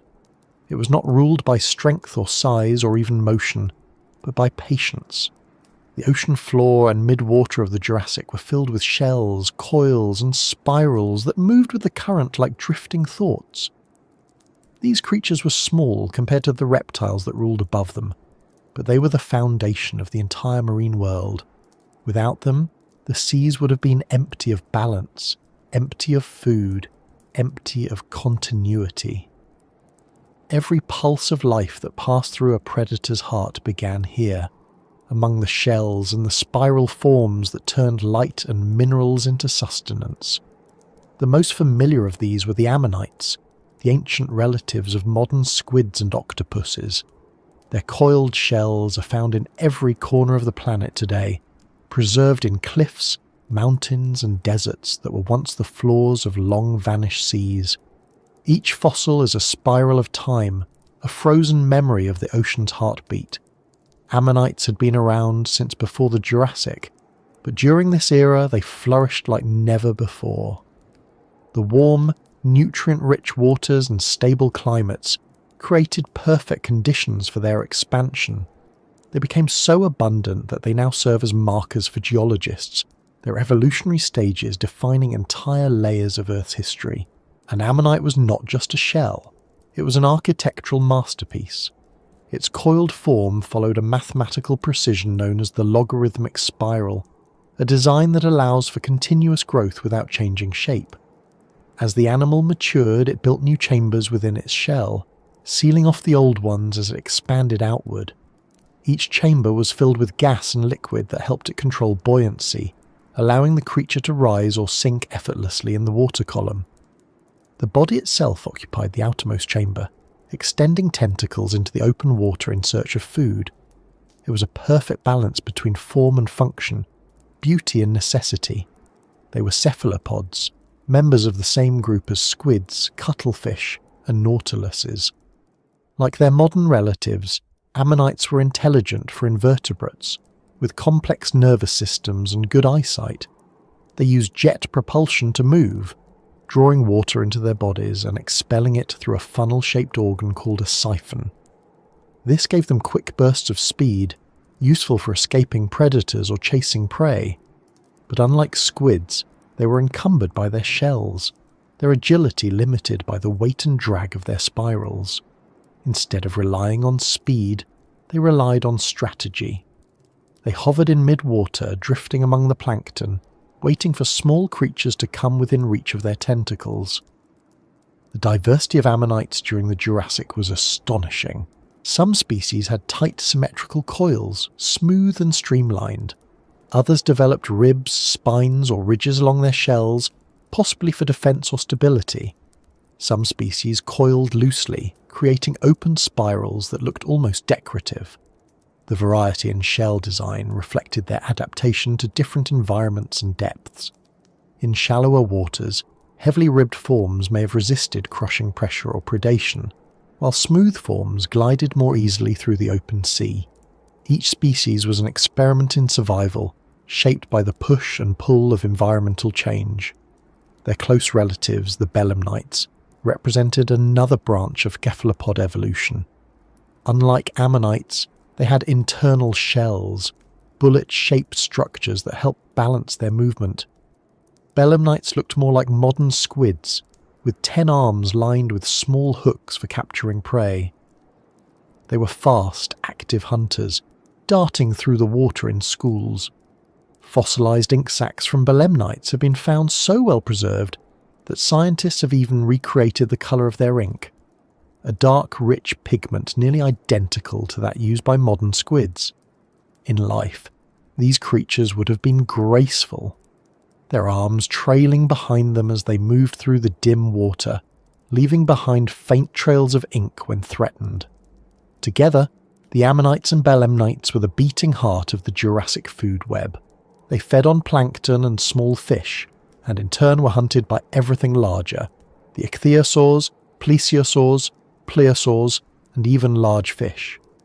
Their abundance made life possible for the giants. Fossil evidence from sites like Solnhofen and Holzmaden often shows ammonite shells in the stomachs of marine reptiles, the telltale sign of their importance in sustaining the oceanic ecosystem. Every predator that swam through the Jurassic seas owed its existence in some way to the endless cycles of birth and death within these shelled populations. But their role wasn't limited to being food. They were engineers of the ocean's chemistry. Each ammonite shell was a storehouse of calcium carbonate, drawn from seawater. When they died, their shells sank, joining countless others on the seafloor. Over time, these remains formed thick deposits of limestone and chalk. The cliffs that now line coastlines in England, France and Germany are built from the resins of these ancient creatures. The air we breathe today carries oxygen that was once balanced by the carbon stored in their shells. Through their quiet lives and quiet deaths, they shaped the planet's balance in ways that still persist. In their world, predators were never far away.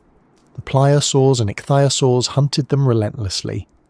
To survive, ammonites evolved complex shell patterns and sometimes erratic coiling that may have confused predators. Some developed thicker shells or intricate ridges that made them harder to crush. Others relied on numbers. When billions exist, even constant predation cannot erase the population. This evolutionary arms race between predator and prey fueled constant innovation. Each new hunting adaptation above was met with a defensive response below, and together they drove the diversification of life. The rhythm of ammonite life was tied to the cycles of the ocean. They spawned in massive swarms, releasing eggs and larvae into the currents. The larvae drifted as plankton before developing into miniature adults. This constant reproduction kept populations stable despite high mortality. The shells that fell to the ocean floor were not losses but contributions, each one part of the endless sedimentary rain that built the seabed layer by layer. To walk today on a cliff made of limestone is to walk on the remains of their world, compressed by time but still carrying the geometry of their lives. Their beauty was not limited to function. The surfaces of ammonite shells often shimmered with iridescence, created by microscopic structures in the shell that refracted light. Some fossils still preserve that glow, flashes of blue, green and violet trapped in stone. To see one in life would have been to see colour shifting with every movement, a living jewel adrift in the sea. Their shells were not just homes but expressions of survival so intricate that they bordered on art. Belemnites too left their traces everywhere. Their bullet-like guards, called rostra, litter fossil beds around the world. These rostra are dense and smooth, shaped perfectly by evolution to balance the animal's movement. They became so common that in some regions they were once mistaken for thunderbolts fallen from the sky. The people who found them centuries ago called them thunderstones, unaware that they were holding the remains of ancient hunters that had ruled the seas long before humanity existed. In the deeper parts of the Jurassic Ocean, where light barely reached, shells still gathered. The pressure there was immense, the temperatures cooler, and the water dense with organic matter drifting down from above. Here, ammonites and other shelled creatures lived slower lives, conserving energy in the stillness. Their deaths added to the slow accumulation of sediment that would, over millions of years, record every pulse of change in the planet's chemistry. The sea has always been an archive, and the shells of the Jurassic were its script. There is something enduring about the spiral. It appears again and again in nature, in galaxies, hurricanes, snail shells, and even the patterns of human fingerprints. In ammonites, the spiral wasn't just a shape, but a strategy, a perfect compromise between growth and strength. It allowed endless expansion without weakness. The same pattern would appear in nautiluses millions of years later, and it persists today, unchanged in principle. The spiral is nature's way of saying that progress and stability are not opposites but partners. As the Jurassic gave way to the Cretaceous, the ammonites continued to evolve, their forms becoming even more ornate, their shells more varied. But they would not last forever. When the Cretaceous ended and the great extinction event swept across the planet, the ammonites vanished. The cause was not a single weakness, but the collapse of the entire food web when plankton populations failed after the asteroid impact. Without their base of nourishment, even the endless spiral could not continue. Only the Nautilus's distant cousins survived, retreating into the deep sea where the changes were less severe. Their extinction marked the end of an era, but their story didn't vanish. Every fossil ammonite, every polished spiral found on a beach or in a cliff face, is a trace of their long dominion. The shells they left behind tell not of loss, but of persistence. They built the foundation on which all later oceans would stand. Every reef, every marine ecosystem, every creature that came after inherited the world they constructed through quiet accumulation. If you imagine drifting through a Jurassic sea, looking down through green water toward the sandy bottom, you would see their spirals scattered everywhere, turning gently in the current, catching the light. Some would still be alive, tentacles unfurling, eyes glinting with faint intelligence. Others would be empty, their former occupants long gone, their shells becoming homes for smaller creatures. The ocean would hum with life, from the tiniest plankton to the great shadows above, and all of it would trace its lineage back to the spiral. The shells and spirals of the Jurassic were more than fossils in waiting. They were architects of balance, artists of form, and silent chroniclers of time. They remind us that life does not always conquer through strength. Sometimes it endures through repetition, through patterns that echo from one age to another. The ammonites and their kin did not roar or race. They drifted and multiplied and built the bones of the earth itself. And as we rise from the quiet seafloor and look again toward the open waters, where the light begins to return and the great reptiles move through it like living constellations, we see that even their power is sustained by the small and the spiral. The The giants above were reflections of the abundance below. The ocean was a web woven from shell and shadow, every strand dependent on another. And in that balance lay the true strength of the Jurassic Sea, a strength not of violence but of connection, built one spiral at a time.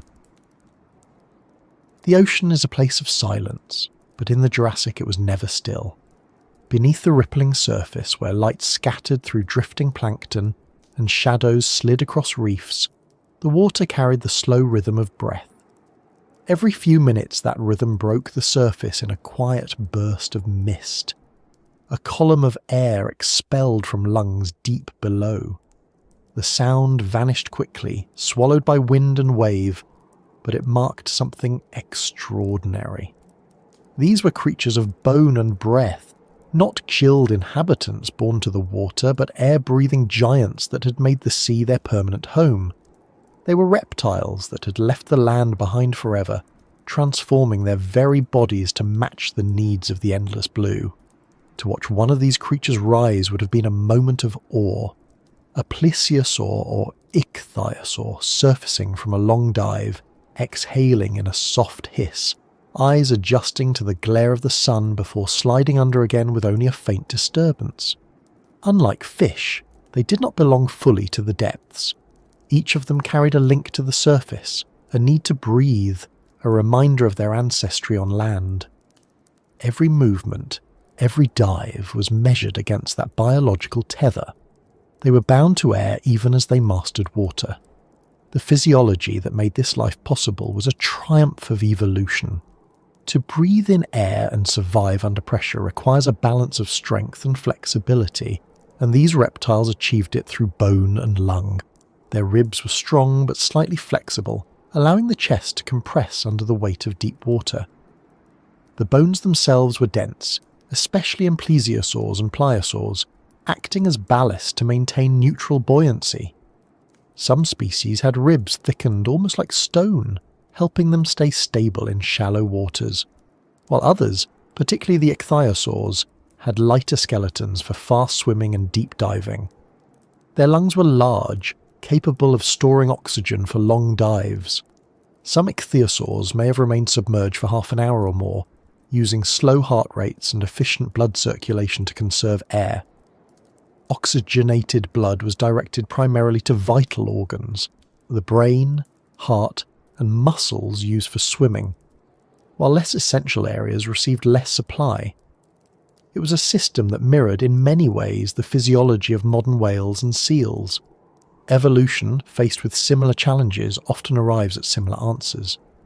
Inside their chests, the arrangement of organs tells its own story. The heart was likely powerful, driving blood through an efficient circulatory system.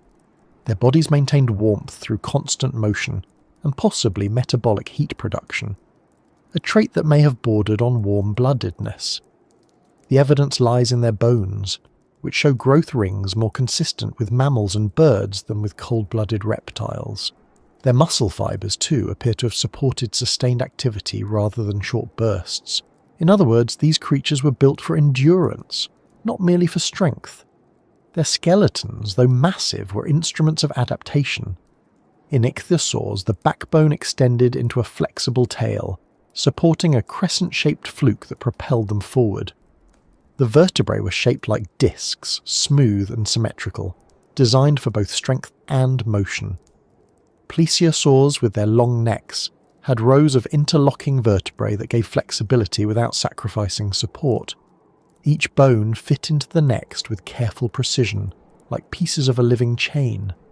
Their flippers, too, were remarkable, limbs transformed completely from their terrestrial origins. Each flipper contained dozens of small bones, arranged in patterns that allowed them to act as rigid paddles. It was an anatomy built not for grasping or walking, but for flight through liquid space.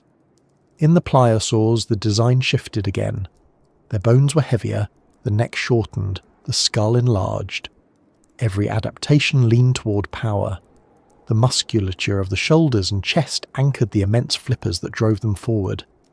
The skull, fused and reinforced, carried the stress of crushing prey. Fossil evidence of healed fractures shows the intensity of their lives. bones cracked and mended from collisions or battles, jaws bearing scars from the bites of others of their kind. To live as a marine reptile was to exist in a world where survival meant constant motion and constant strain. Their bodies recorded every victory and every wound. Even the structure of their lungs reveals part of their dominance. Air breathing gave them a fundamental advantage over fish.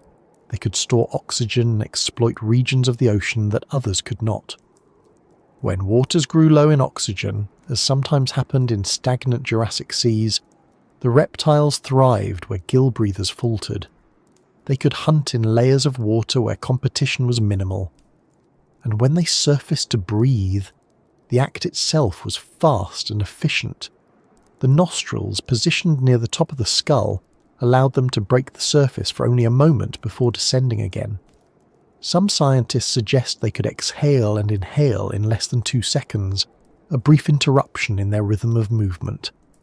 Their respiration was not just a biological process, it defined their existence. Every dive was a measure of time, every surfacing a renewal. Fossil trackways suggest that in some areas, groups of these reptiles may have surfaced together, perhaps synchronizing their breathing as modern whales do.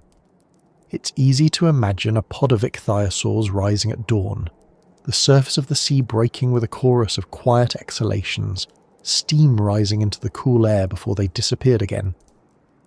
That rhythm of breath, repeated endlessly across millions of years, was one of the oldest forms of harmony between air and sea.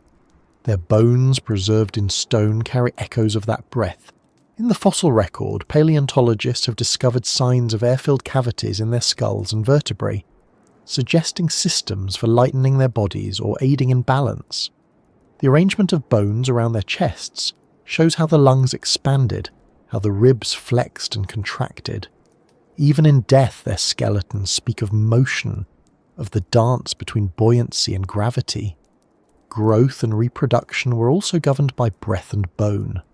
Fossils of pregnant ichthyosaurs show developing young with tiny, fully formed skeletons curled inside the mother's body.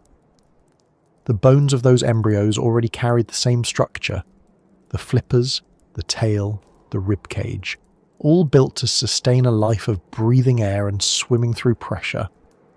These creatures did not lay eggs in the sand. Their children were born into the sea, taking their first breath almost the instant they entered the world.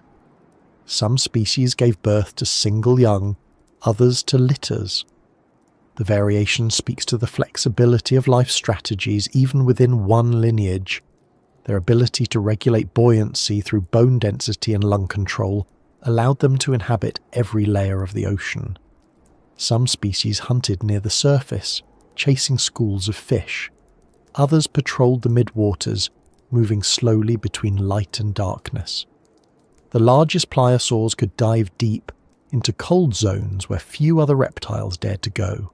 Their bones, adapted to withstand pressure, tell of an existence that bridged the boundaries of oceanic life. Each species carved its place not through dominance alone, but through anatomical precision. The link between bone and function becomes even clearer in how these creatures moved. Their flippers were not flexible like fins, but rigid planes, their motion generated from the shoulder and hip joints. Muscles attached to the bones in dense layers, powering sweeping strokes.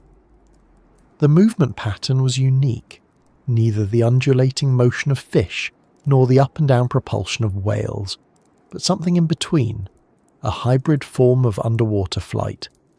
In plesiosaurs, the four flippers moved in near-perfect synchrony, creating thrust and lift in equal measure.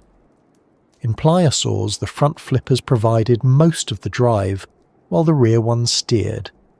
Each species carried its own blueprint of motion, written into the arrangement of its bones. There was beauty in that design, not in the sense of elegance or symmetry, but in its logic. Evolution had rewritten the architecture of vertebrate life to meet the demands of the sea. It had turned lungs built for land into engines of deep endurance, and limbs for walking into wings for swimming.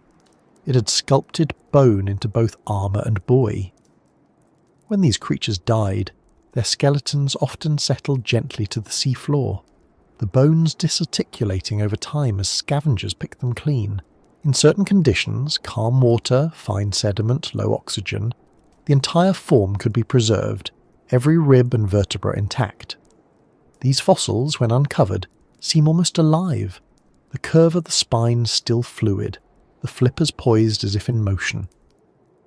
They are not relics of death, but monuments to adaptation.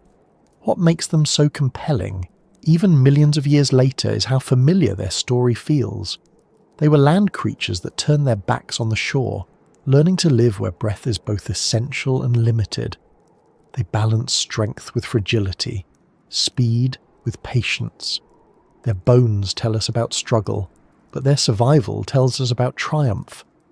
In every way, they were proof that life finds equilibrium not by resisting its environment, but by reshaping itself to fit.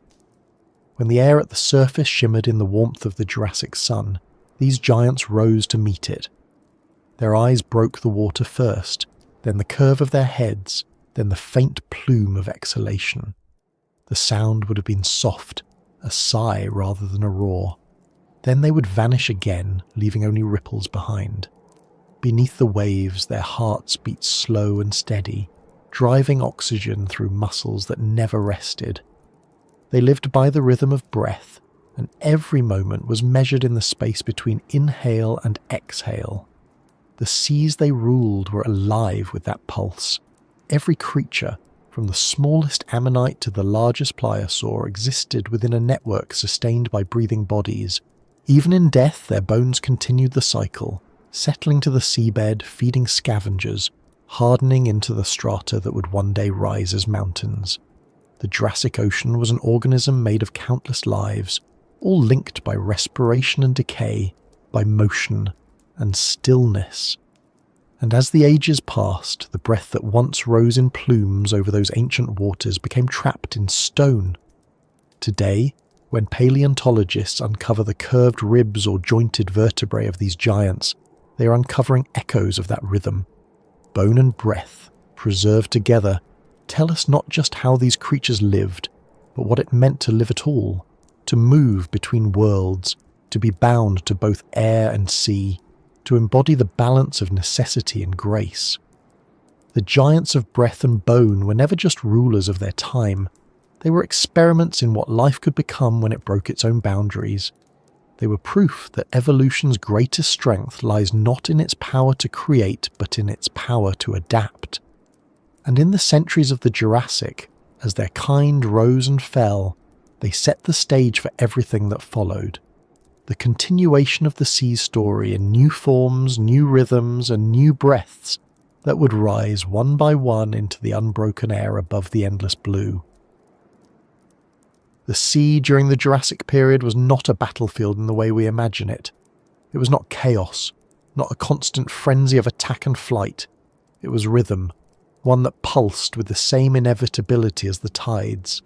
Beneath the surface, in a world where sunlight fell in shifting curtains and shadows moved in silence, life played out in a balance of pursuit and escape so intricate that it became something closer to choreography than conflict. Every flicker of movement, every lunge and counter, every heartbeat in the water belonged to a grand, unending performance. It was the dance of predators and prey. To understand that dance, one must first understand that nothing in those ancient seas existed in isolation. Every creature, from the smallest plankton to the largest pliosaur, was connected by the invisible threads of need and consequence. The ammonites that drifted through the warm currents fed on microscopic plankton, and in turn were swallowed by fish, which were hunted by ichthyosaurs, which might themselves fall to the jaws of something larger still. It was a cycle without malice, without mercy, a pattern that defined the shape of every life within it. Survival did not depend on dominance alone. It depended on balance, and balance required both hunter and hunted. The predators of the Jurassic seas were among the most specialized animals to ever evolve.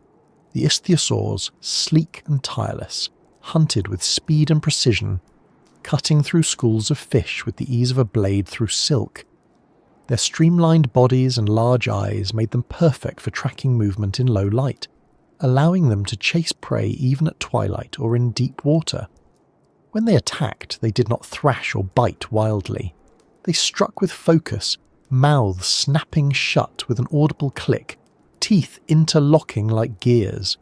The prey, a fish, a belemnite, perhaps a young ammonite, had no time to react. It was swallowed whole, the process efficient and almost silent. In contrast, the plesiosaurs hunted through patience.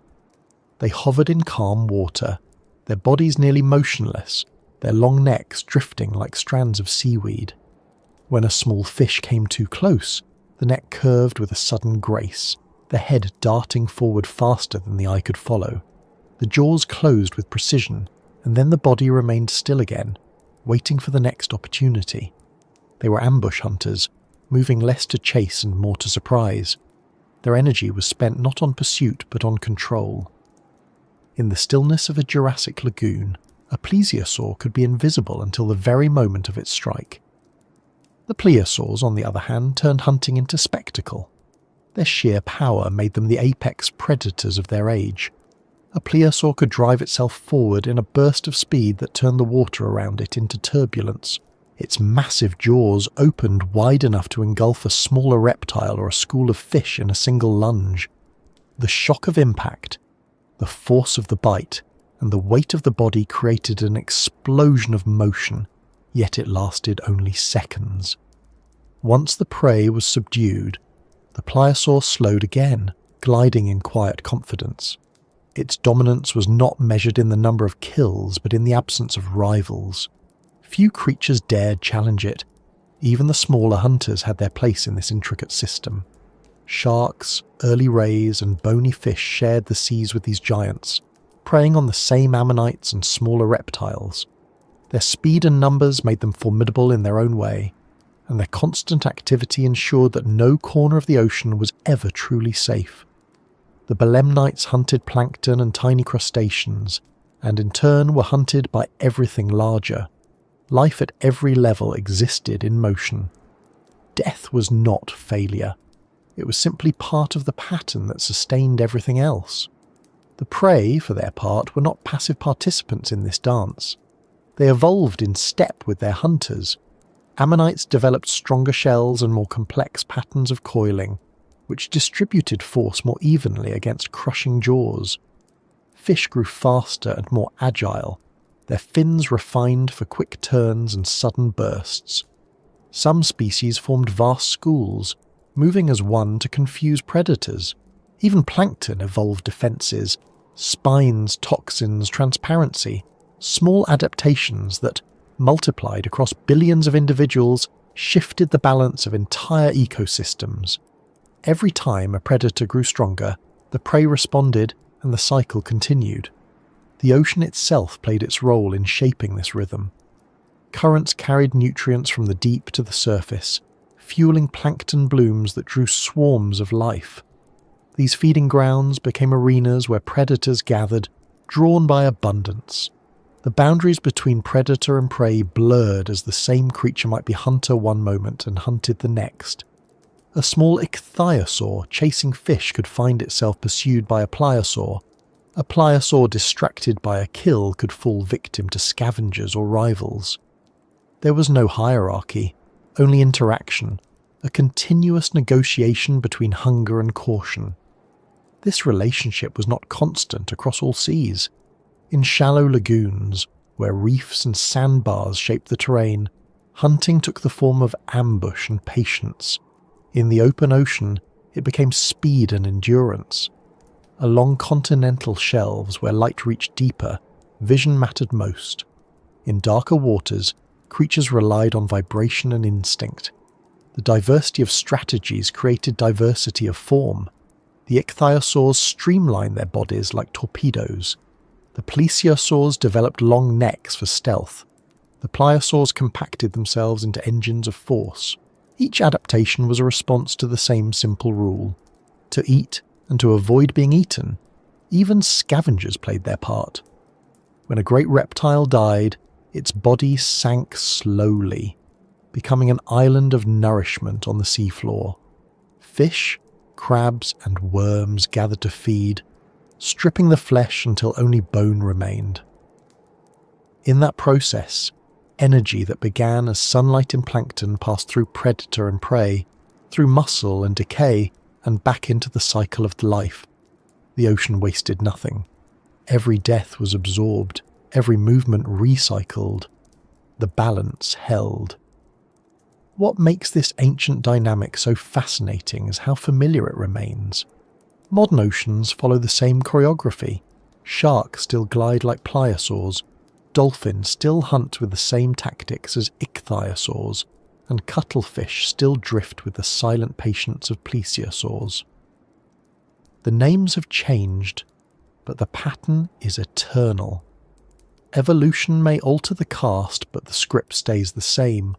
The dance continues because it must, because life, in its essence, is a relationship between hunger and avoidance, between seeking and fleeing. If you could have stood on a Jurassic cliff and looked down into those waters, you would not have seen chaos. You would have seen order. Schools of fish flashing like liquid silver, ammonites spiralling upward toward the light, shadows gliding in slow arcs just beneath the surface. Every creature was following the rhythm of its own survival, but together they formed a harmony.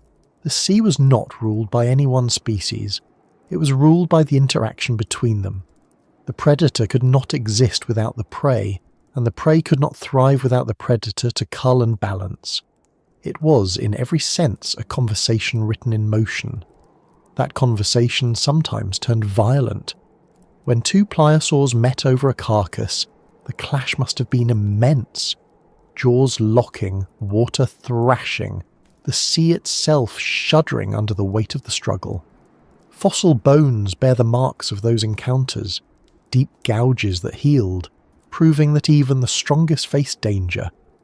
And yet such conflicts were rare. Most of the time, even the greatest predators avoided unnecessary fights. Energy was precious, and waste was punished by hunger. The true art of survival was restraint. The smaller creatures adapted in equally complex ways. Fish learned to use the reefs for protection, darting between coral branches that the larger reptiles couldn't navigate. Ammonites sank deeper during the day and rose at night to feed, following the vertical migrations of plankton. Even microscopic organisms participated in the rhythm, blooming, dying, and sinking, each generation feeding the next. The ocean's equilibrium depended on this constant motion, on the endless exchange of energy between levels of life. The relationship between predator and prey also shaped evolution itself. Over millions of years, hunting pressure sculpted bodies and behaviours. The ichthyosaur's speed, the plesiosaur's necks, the pliosaur's jaws, all were answers to the same evolutionary question posed by prey that refused to disappear. Likewise, the prey's defences, agility and camouflage were answers to predators that refused to rest. The ocean's beauty was born from that tension, from the ceaseless shaping of life by life. It's easy to imagine the silence of it all, but it wasn't silent.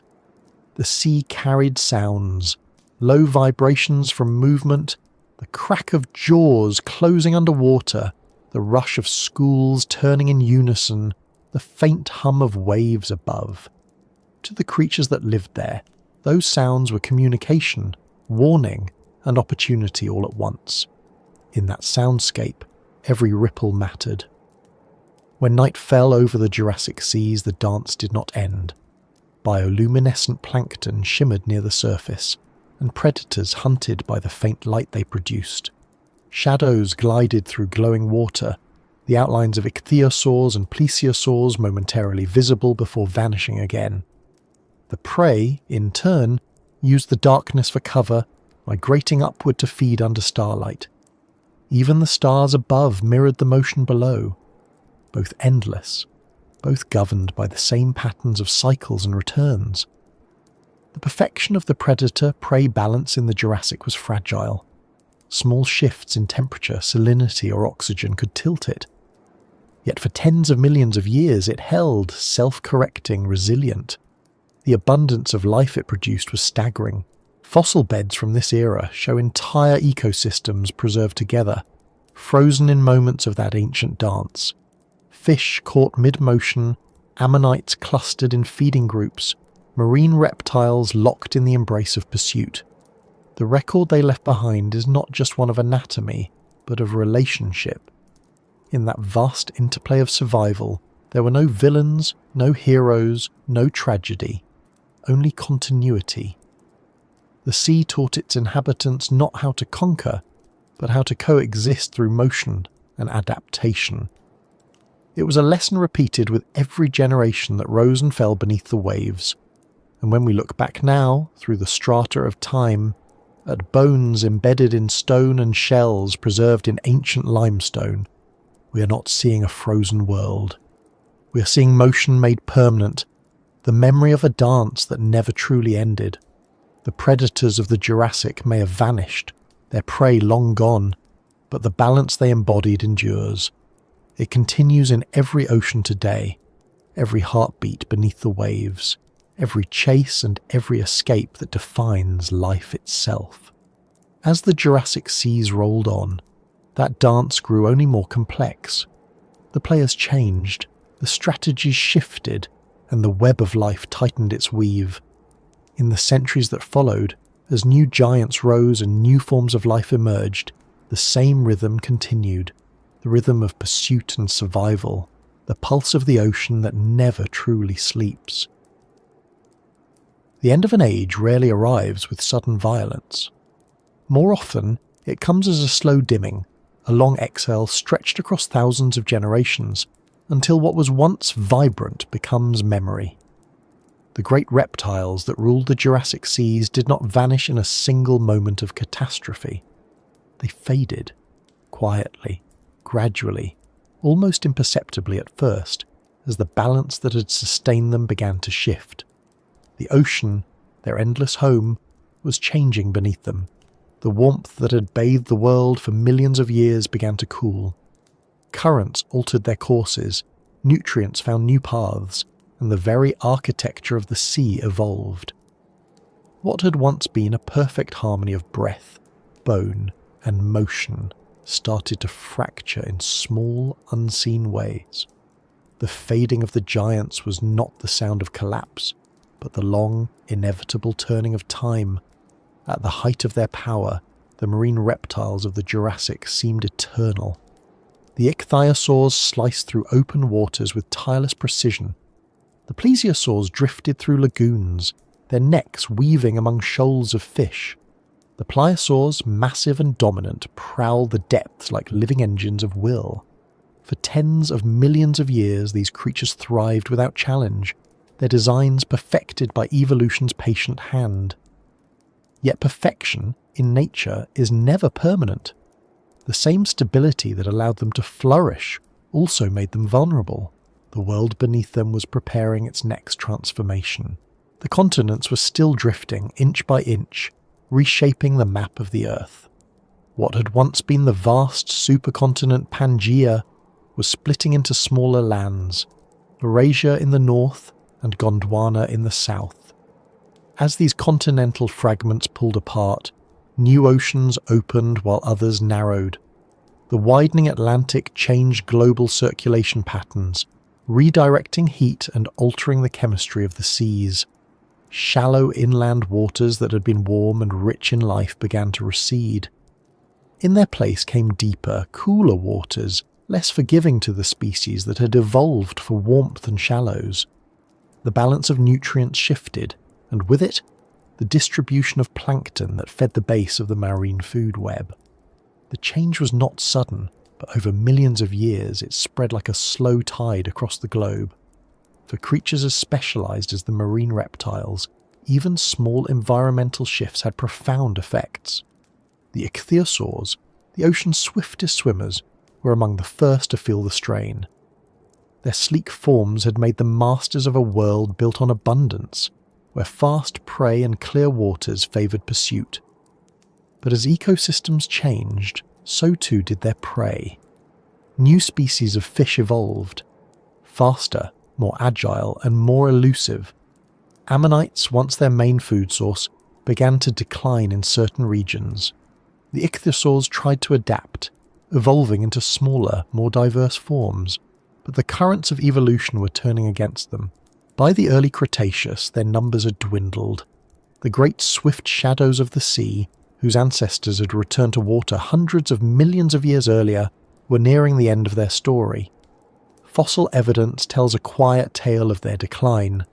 In early Jurassic deposits, their bones are found in abundance scattered across continents, but in younger layers their presence thins, then disappears.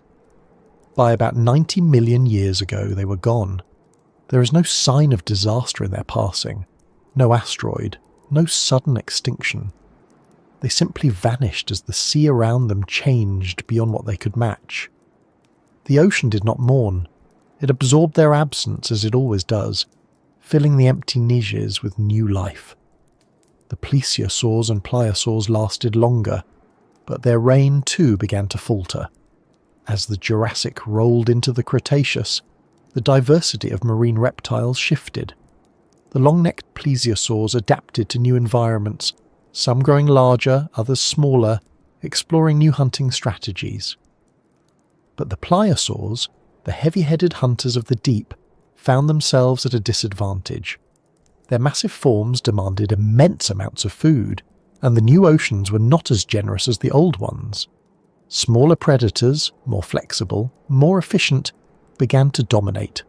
Over time, the pliosaurs dwindled, replaced by sleeker, faster species better suited to the new marine order.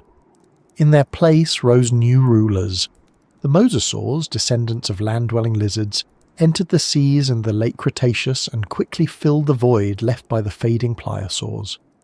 Unlike the ancient reptiles before them, the mosasaurs combined flexibility with ferocity. Their long serpentine bodies and hinged jaws made them adept hunters of a changing ocean. They were not bound by the designs of the past, but evolved directly for the conditions of their age. The old giants had ruled through refinement. The new ones conquered through reinvention. The disappearance of the Jurassic giants was not merely biological. It was also chemical, climatic, and ecological. The oceans of the late Mesozoic were not the same seas that had nurtured them. Volcanic activity from shifting plates increased carbon levels, subtly acidifying the waters. The balance between oxygen and carbon dioxide in the oceans fluctuated, creating zones where oxygen levels were too low for large reptiles to thrive. Some regions became anoxic, dead zones where only bacteria could survive. For creatures that depended on wide ranges and vast food webs, these were invisible barriers, shrinking their habitats and isolating populations. Even the abundance of ammonites, the ancient architects of the spiral, began to falter.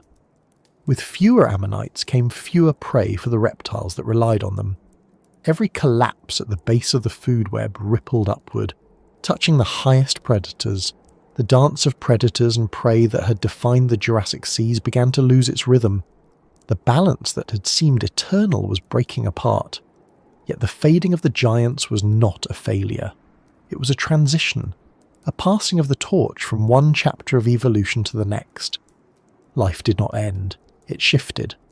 The ecosystems they helped build continued to thrive, reshaped by new forces. The coral reefs endured, the fish diversified. The microscopic plankton, which had once sustained them, continued their quiet work maintaining the planet's cycles. Every extinction opened space for something new, and the oceans, ever patient, filled those spaces in time. In the fossil record, the traces of this transition are haunting. A pliosaur skeleton lies half buried in chalk, its once mighty jaws filled with the same sediment that entombed it. Nearby, the shells of ammonites rest in layers, each one a generation that passed before and after the creature's death. It is not the scene of violence, but of stillness. The ocean that preserved them also erased them, the same water that carried them in life smoothing their bones in death. For millions of years, the last plesiosaurs continued to glide through the seas, their long necks turning gracefully as they hunted fish among the reefs. They were survivors of an earlier age, witnesses to a changing planet. They endured until the very end of the Cretaceous, when the final catastrophe struck, the asteroid that ended the reign of the dinosaurs on land and the great reptiles in the sea. That impact was the closing act of a story that had been unwinding for tens of millions of years.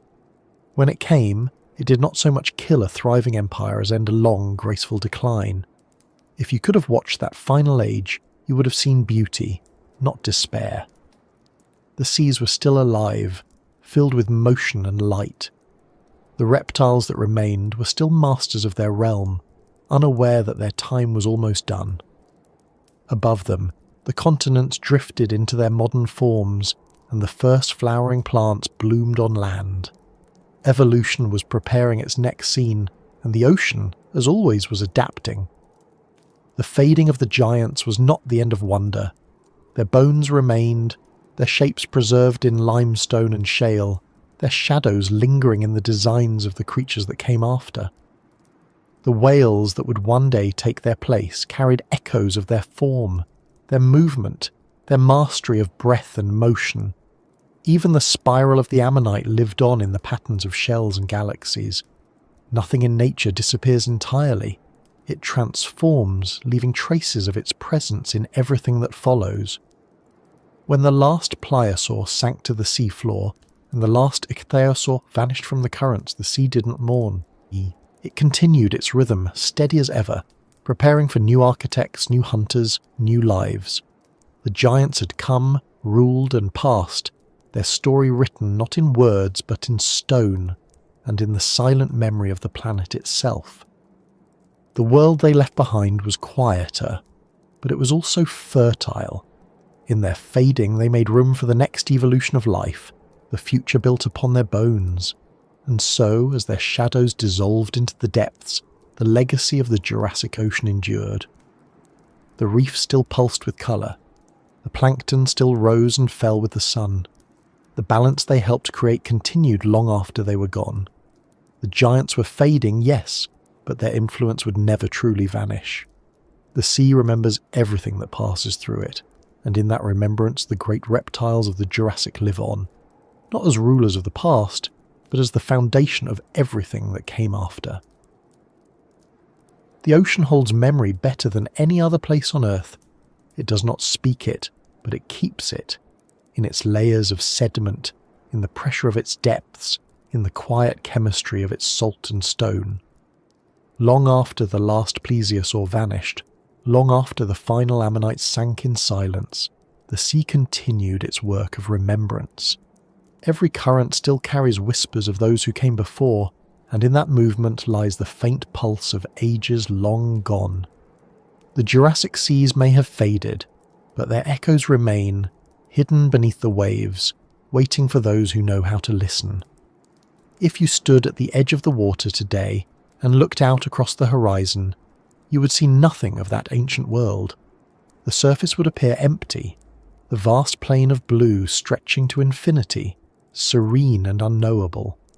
But beneath that stillness lies an archive of life and death that spans hundreds of millions of years.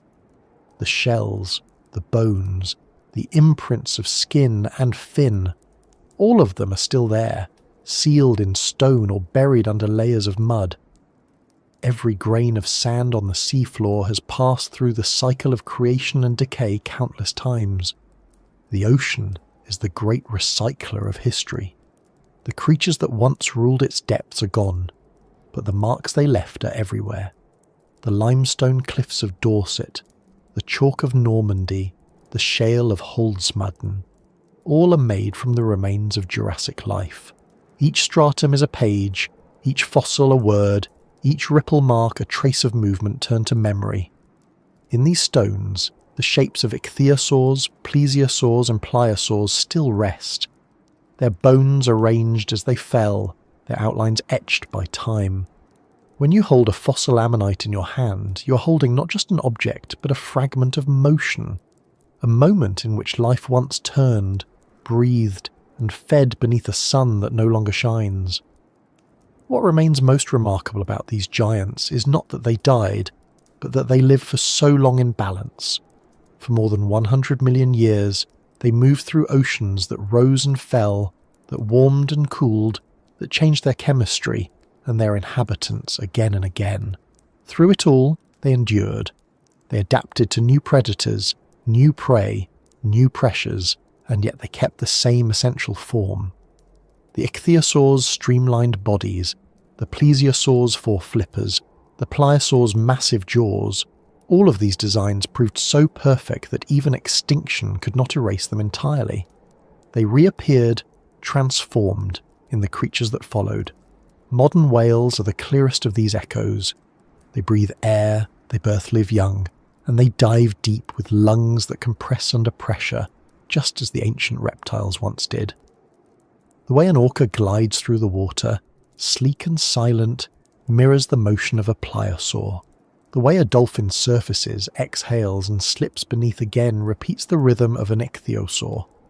Even the gentle curve of a humpback's fin recalls the flipper bones of the plesiosaurs. Evolution does not forget. It repurposes.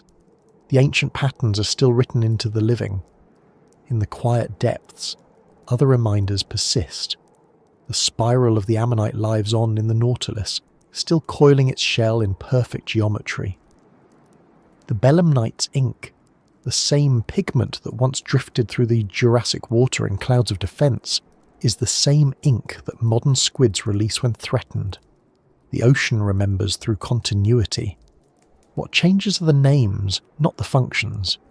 Every form that proved useful survives in some way, even if only as an echo. The sound of those echoes can still be heard if you listen closely enough, not as literal sound, but as understanding. The way the tides move, the way coral grows, the way plankton rise at dusk and fall at dawn, all follow cycles that began long before mammals or birds or even flowering plants. The rhythms of the Jurassic Ocean are the same rhythms that shape the modern one. The dance of predators and prey continues.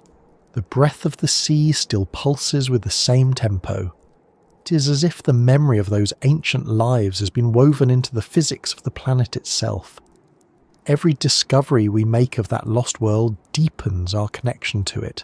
When a paleontologist brushes away the last grains of stone from a plesiosaur's flipper, they are uncovering more than bone. They are uncovering a record of motion, of behaviour, of existence.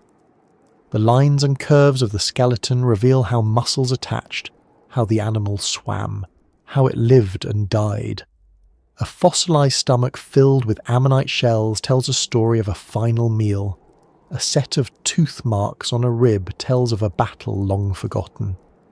These details turn stone into narrative, and narrative into memory. The great marine reptiles are often remembered as monsters, but they were not. They were creatures shaped by need, by adaptation, by the same rules that govern life today. Their size, their power, their grace, all were products of balance, not chaos. They lived within the limits of their world, and when that world changed, they passed in accordance with it. There was no cruelty in their disappearance, only transition. They were part of a sequence that continues unbroken to this day. In some ways, the echoes of their world are stronger now than ever. Each fossil found, each layer of sediment studied, adds to the reconstruction of that ancient ocean. Scientists can now model their movement, their metabolism, even the oxygen levels in their blood. With each discovery, the line between what is known and what is remembered grows thinner. We can imagine their world not as myth, but as reality. An ocean filled with light and shadow, life and hunger, stillness and movement. And though we will never see it as it was, we can understand it in a way that perhaps even time itself cannot erase. If you drift far enough out to sea, beyond the reach of coastlines and human noise, the water takes on a different quality. It becomes heavier, denser, older. The sounds from the surface fade, replaced by the soft clicks and calls of marine life. In that stillness, it is easy to feel the weight of time. The water pressing against your skin is the same water that moved through the gills of fish that fled the first pliosaurs, that carried the shells of ammonites to their resting places, that held the last breaths of ichthyosaurs as they rose for air. The ocean recycles everything, even memory. It's humbling to realize that every molecule of seawater has passed through countless lives. Hydrogen and oxygen combined billions of years ago now flow through the veins of whales and fish, through the cells of plankton, through the air we breathe. The atoms once locked in the bones of marine reptiles now form coral reefs or drift as dust in the atmosphere. The boundaries between past and present dissolve in that continuity. The Jurassic Ocean never truly vanished. It became part of everything. The echoes beneath the waves remind us of the constancy of transformation. Life adapts, the planet shifts, but the process remains. The same energy that once fueled a plesiosaur's muscles now drives the heartbeat of a blue whale. The same sunlight that warmed the Jurassic lagoons now filters through modern shallows, sustaining reefs built by the descendants of ancient organisms. In the endless cycle of change, the distinction between what was and what is begins to blur. When we study those fossils or gaze into the deep, we are not just looking backward, we are looking inward, into the story of adaptation, endurance, and renewal that defines all life. The great reptiles are not relics, they are teachers. They show us how life endures, how it reshapes itself when the world changes, how fragility and strength are often the same thing. Their bones, silent and unyielding, remind us that everything living today owes its existence to something that came before. The sea does not keep monuments. It erases form and preserves essence. The plesiosaurs and ichthyosaurs are gone, but the principles that created them still move through every current. Their motion, their balance, their relationship to breath and buoyancy, all are written into the ocean's ongoing story. We live in the continuation of their world, surrounded by the descendants of their prey, nourished by the systems they helped refine. So when you next hear the sound of waves against the shore, imagine that what you're hearing is more than water meeting land. It is the sound of time itself, of lives overlapping across millions of years. Every wave that breaks carries traces of the Jurassic. Every gust of sea air holds atoms that once belonged to a living thing that swam when dinosaurs still walked on land. The past does not rest beneath the ocean. It moves within it, endlessly, invisibly, forever. The giants of the Jurassic are gone, but the world they shaped still breathes. The plankton bloom, the fish dart through the shallows, the whales rise for air, and the tides continue their unbroken rhythm. Beneath it all, in the silence that fills the deep, the echoes of those ancient lives persist. They are not ghosts or myths, but the lingering resonance of existence itself, a reminder that nothing in nature truly ends. It only changes form, leaving behind traces of itself in every wave, in every current, in every quiet moment beneath the sea.